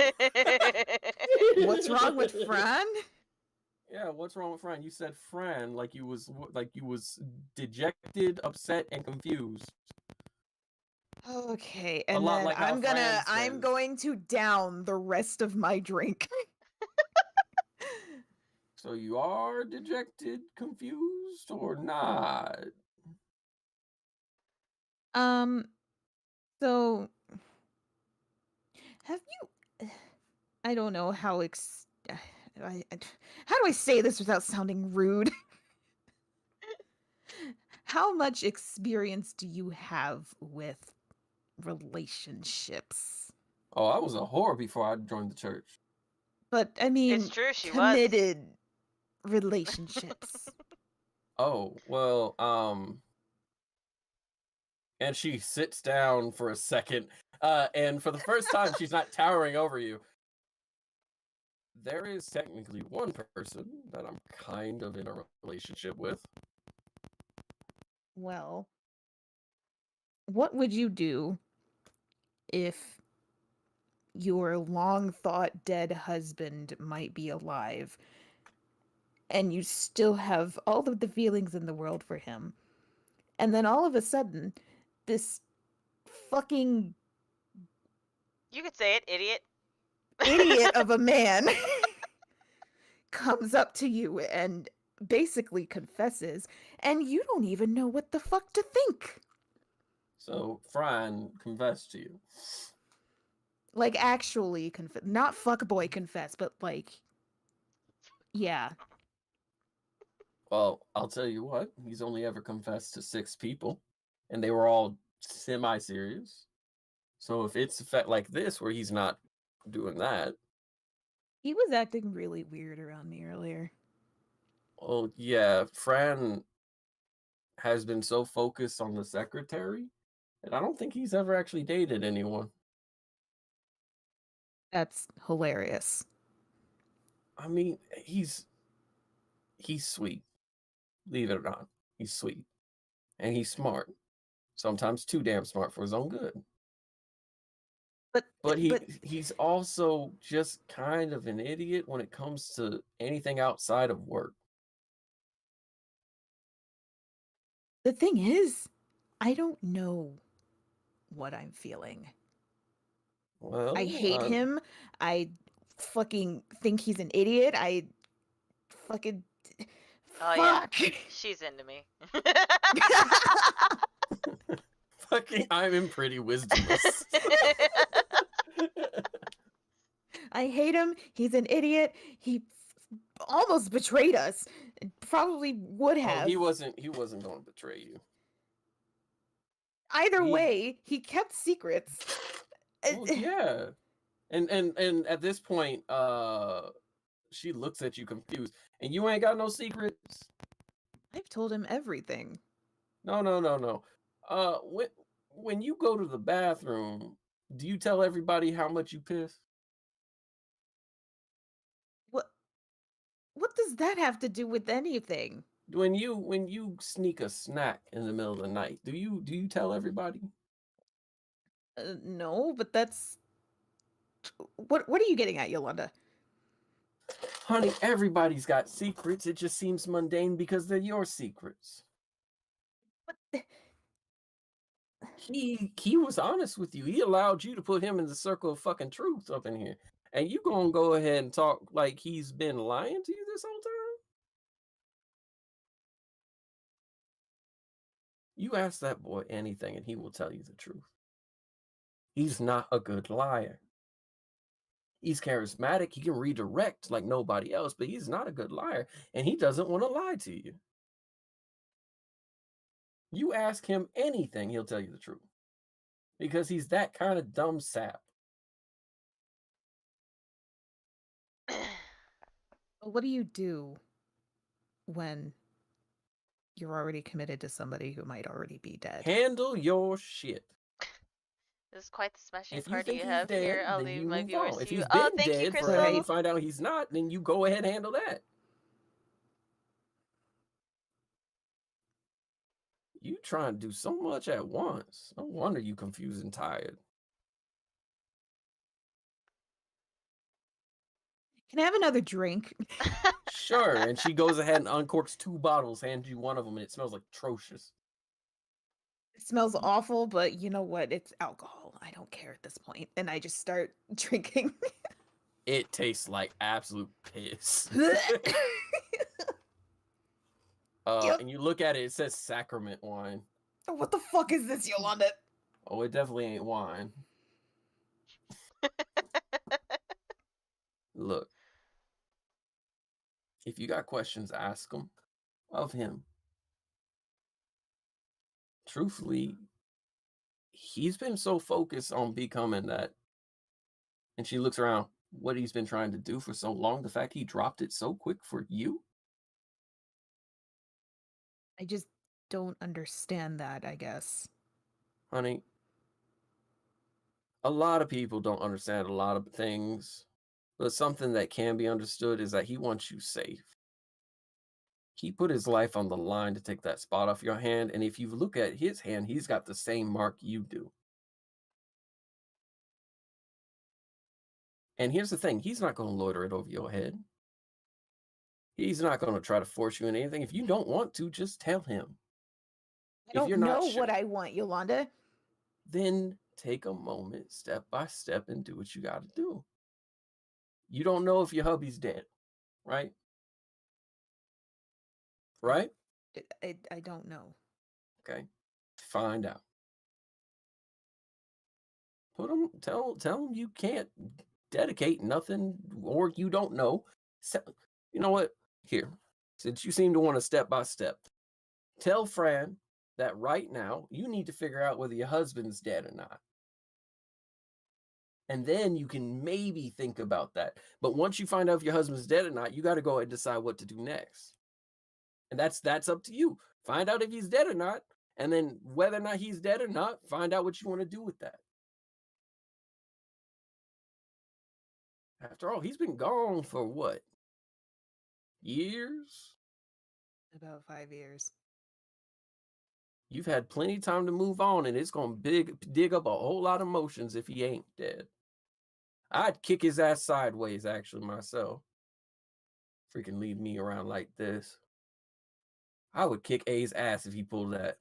Did we tell you what we think is God damn it, I knew it. happening? Tell me what? Did we tell you what we think might be the situation? Outside of what? Like, wait, you heard what? What did he say? I was paying attention. No, focus on your moment. You missed it. I'm sorry. Okay, anyway, the situation with my husband. I don't know nothing. I know I'm helping Phraan because I owe Phraan and Phraan owes me. I know that I'm helping you because y'all signed a contract with the church. I don't need to know everything, honey. That's not my business. But I'm coming to you for advice. So fill me in. What's going on? When my husband died and they buried him, there was no body, apparently. Okay. But I remember us burying him, but apparently when we came back, there was no body. That sounds like somebody dug him up. Yeah. And we know that my lovely uncle was doing experiments at that time. So you think he dug up your dead husband to experiment on? Yeah. That's a real piece of shit. Find out what happened to his body and go from there. You overthinking too much, honey. You overthinking way too damn much. You just need to get your ducks in a row It might be difficult, might be confused, but you got to go ahead and get your shit together, figure some shit out, and then move on from there. Phraan isn't the type to do this lightly. So he likes you. He must really like you because that boy gave up his future. But at no point are you in debt to him, and at no point does his good deeds mean that you have to go out with him either, or marry him or anything like that. He knows better than that, I hope, because if he doesn't, I'll kick his ass 6 ways to Sunday and back. Oh, you wouldn't have to. Garem would do that as well. Like Oh, I said, no. I was raised better, god damn it. Here's the thing, honey. Garem gets him second. After all, I raised him. But don't worry. We got plenty of diamonds to resurrect his dumb ass if he did pull something like that. Willing That's another soul or thing. not. That's another thing What's up? that reminds me. Apparently, my mother can resurrect people. And she sits there and goes, "What? Yeah, That's rare magic right there." I didn't know that until recently. Probably had her reasons for not doing so with your husband, if that's what you're getting at. Well, from what Garem told me, she wanted to. She even went to his grave, and that's when she found that there was no body. So your mama discovered it. Yeah. Well, if she was going to do it, then she probably had to think long and hard about it, meaning that you probably knew he was dead before she did. If we're talking logically. And if that's the case, then what ended up happening was at the last minute, she decided, fuck it, I'm bringing back my daughter's husband because I can and I don't want her to cry. But you got to understand, honey, when you resurrect somebody, it ain't easy. Even with spells and magic and all that stuff and all the debts paid, it ain't easy. That's what we're trying to figure out. If my uncle was able to do that, how the fuck was he able to? Because my mom was the only one that was able to do that. Well, if he was... And she fucking hates him. If he was, then your best bet is to get all them notes and sell them to me. And she knocks back the last of her drink. Because that sounds like really, really good currency to make. But I'm going to go ahead and finish my drink. You can finish that drink or hand it off to me. I need to do something about my worrying now that you've brought up the fact that the very concept of chaos is in my town. Well, I mean, again, he didn't give me any tails or donkey heads or whatever you said. He just gave me this, the vagina That shell. means you're okay. What is that? That I got to roll for each person up in this place now. Oh, no. So why don't you go ahead, enjoy your night, get ready for tomorrow, because tomorrow is when y'all got to do the thing. Tomorrow night, everything's put together. Phraan covered it. Phrán's got y'all taken care of.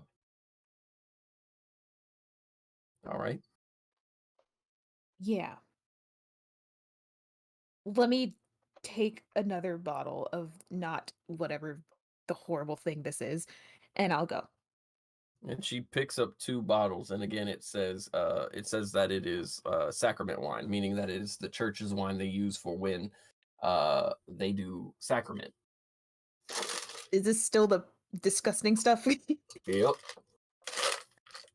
I said not this, but okay, thanks. And she starts leaving. Been trying to get rid of these bottles for years. And she corks another one and knocks it back. All right, and with that, y'all all get to go to your rooms for the night. And we're going to call it because it's almost midnight. Yeah. And officially What tomorrow. about me? You want another dream sequence, mate? No, I want one. You said you'd get back to me. Oh, Yep. that's right. That's right. I want a dream sequence. You're good. We all want a dream sequence. Not me. I'm good. Thanks. Your dream sequence has Seraphina in it. Oh god. I don't think we can. I don't think we can record that on stream. And a tasteful fade to black, if I might say. Yes. Anyway, Gragnar, what you doing right now, mate? Inspecting this golden thingy that I fell out of my fucking backpack after being Alright. told that I would be given power. So, Gragnar, you're sitting alone in the room. You've been alone in the room looking this thing over for hours, essentially. Just been you and this golden totem. And you kind of look it over and you see on the bottom corner where it hit the floor that there's a scuff. And you realize that there's something at the base of it underneath the gold.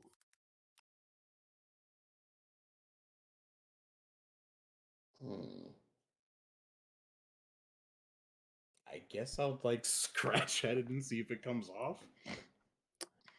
You begin to scratch at it and you realize that the plate that the gold sets on, because it looks like it's carved out of like a block of stone, is what's underneath. The gold carving is all gold. It's all gold and molded, and you can tell it was carved and molded by hand. But the base that this little version of you sits on looks like stone. The more you scrape at it, you get really into it. You start scraping away, and then you realize that it's a stone box. I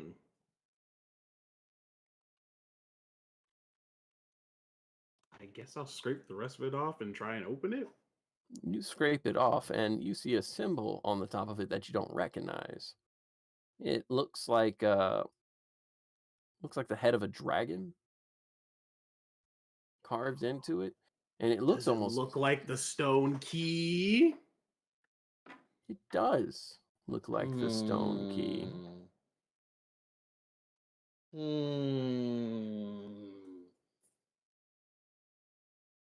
Is it like a keyhole or is it just like a box? You look it over. Roll investigation. Ooh, I'm terrible at those. Let's go. Yeah, I was that tracks. Holy fuck. I think that's my worst roll yet. Damn. Uh-oh. 5. Oh. I rolled a 3. You look across the body of the box, and you don't see a keyhole of any sort. You even pull out the key and you start like looking at it, like seeing if there's something equivalent to it. And you do not see a keyhole on it. Instead, you see the engraving of the engraving of the box. That is the dragon's head. Looks oddly familiar, but you can't quite nail it. And as your finger scrapes over it, you press the eye of it in by accident, and a blade comes out and slices your hand. Ooh. I've had a switchblade this entire time. And give me a second. I'm gonna go ahead and you take 3 slicing damage. Your hand is bleeding profusely. Oh, what the? Okay. Apparently, this is a fucking switchblade, and I didn't fucking know. Now you can throw a blade at them. You while bleeding from your hand, you drop the box, and you see ever so slightly your notebook on the floor. And you remember a particular box that had a similar mechanism. I have that entire shit written down. Where is it? Yes, you do. Where? You could do it. You could do it. Where is Look it? I wrote deep that into shit your heart. down. Find You it. talking about the Chronos box? Yep. Yeah. Well, I have the notes written down for it.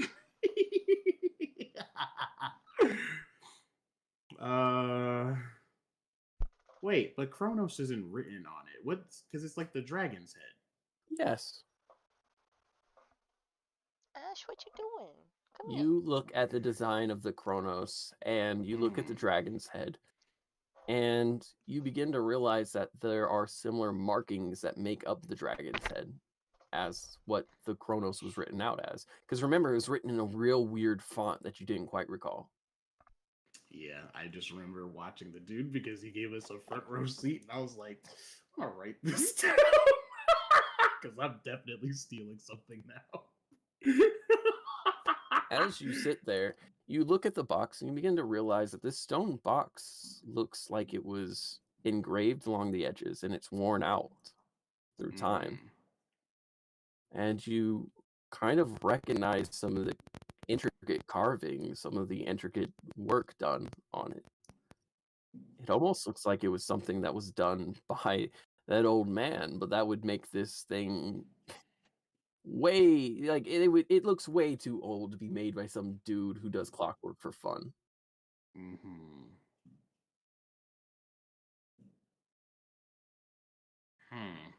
But then again, what is the first step in the Kronos box? The first O unlocks the box. The second O arms the device. You press the dot on the I, follow the curve to the C in Kronos. You make sure The you eye dot the that I you with a hit heart. is oddly shaped, and it was the second eye on there, the eye of the dragon, which looks a lot like an O. So it's not the eye of the tiger? Hmm. Dun, Well, dun, dun, dun. I just Oh, fucking picture Gragnar with his tongue sticking out. He's looking at this box. Dun, dun, dun, dun. It's the eye of the dragon. And he starts pushing all the buttons randomly, and shit goes horribly wrong. it just implodes. No, go ahead and roll a new character, my guy. You were very dead. How many Not even, knife it's just stabs a from the huge- boxes? It's just a huge Rocky training sequence for Ragnar. Like he's jumping rope and shit and punching stakes. And just like staring at the box but not doing anything to the box. And he finally goes to like do the box. He presses the wrong button and gets another D4 of damage. He's like, God God damn damn it. Well, I guess I will follow the instructions that I have written down, which is press the I and follow the curve on the C in Kronos and press both O's to disarm the box. You look and you see the nose looks a lot like a cursive I. You press that. You see the chin looks deeper than the rest, as if like the chin of the dragon is like shaped like a C, and you follow that with your finger, the groove of it. And what's that last part again? Press both O's. You hold your fingers above the eyes and you press them inward, the eyes of the dragon. As you do, the bottom of the box drops. And it scares the living shit out of you for a split second. So Like, big oh bump. shit, it's another knife!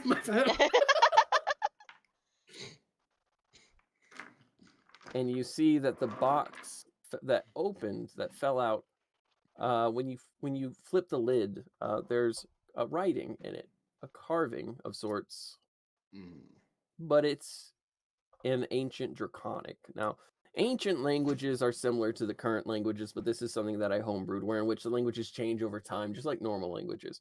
So for you to understand it, you must have some sort of scholar background or have been taught in your history. Cough. You were not taught ancient Draconic. Calypso was. We've stated this before, because Calypso was looking at ancient Draconic beforehand.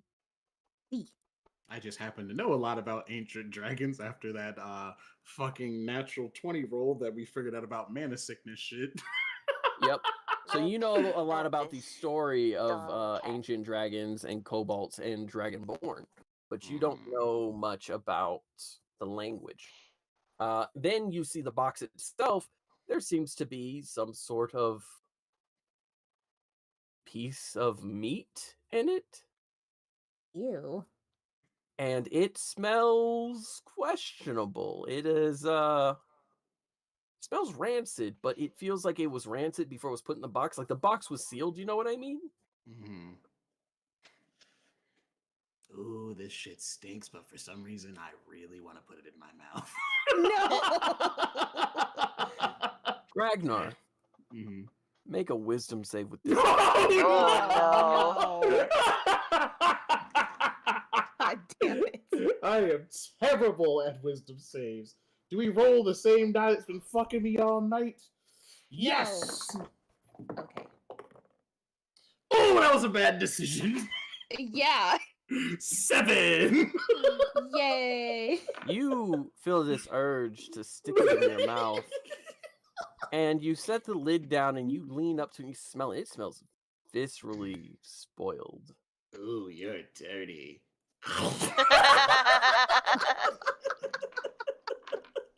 Better than anything I could what have better ever way to described. find out than shove it in your mouth? By the way, Sam, you come up into the room, open the door, and come across Ragnar leaning over a box like a wild animal, and you hear him say, "Ooh, you're dirty," and he eats something out of a stone box. Sam is then gonna like look upon this scene and then back out the door and close it. Let him have his private time.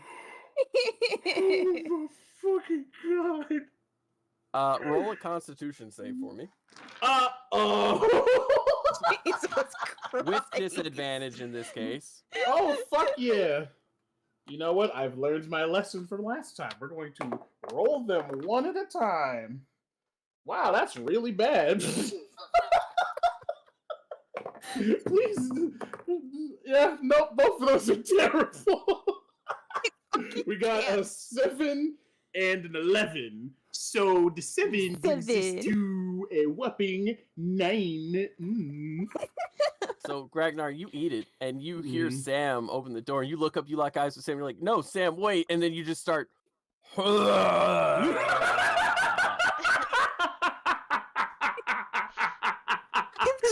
so hard not to wake up my mom. Just absolutely... That meat doesn't come out, but, like, what food you did eat earlier when they brought it to the room just absolutely is over the floor, and you fall face first into it, out cold. I just want it known that my decision to leave has not changed. And that's where we're gonna end it for the night. Way I imagine this going. And she opens the door and hears Ragnar say that shit. And she's like, "Nope." Followed by. And she keeps walking. She's not gonna check on you.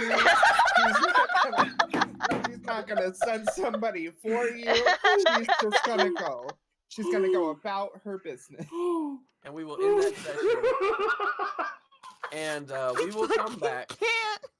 We will come back after Christmas break. After And Christmas. y'all will actually get the ship this time because y'all have officially done everything I was gonna necessary say, it's to been plan 4 for it. sessions and we haven't even touched the ship. We haven't even looked at it. To be fair, you now have the best opportunity because you went through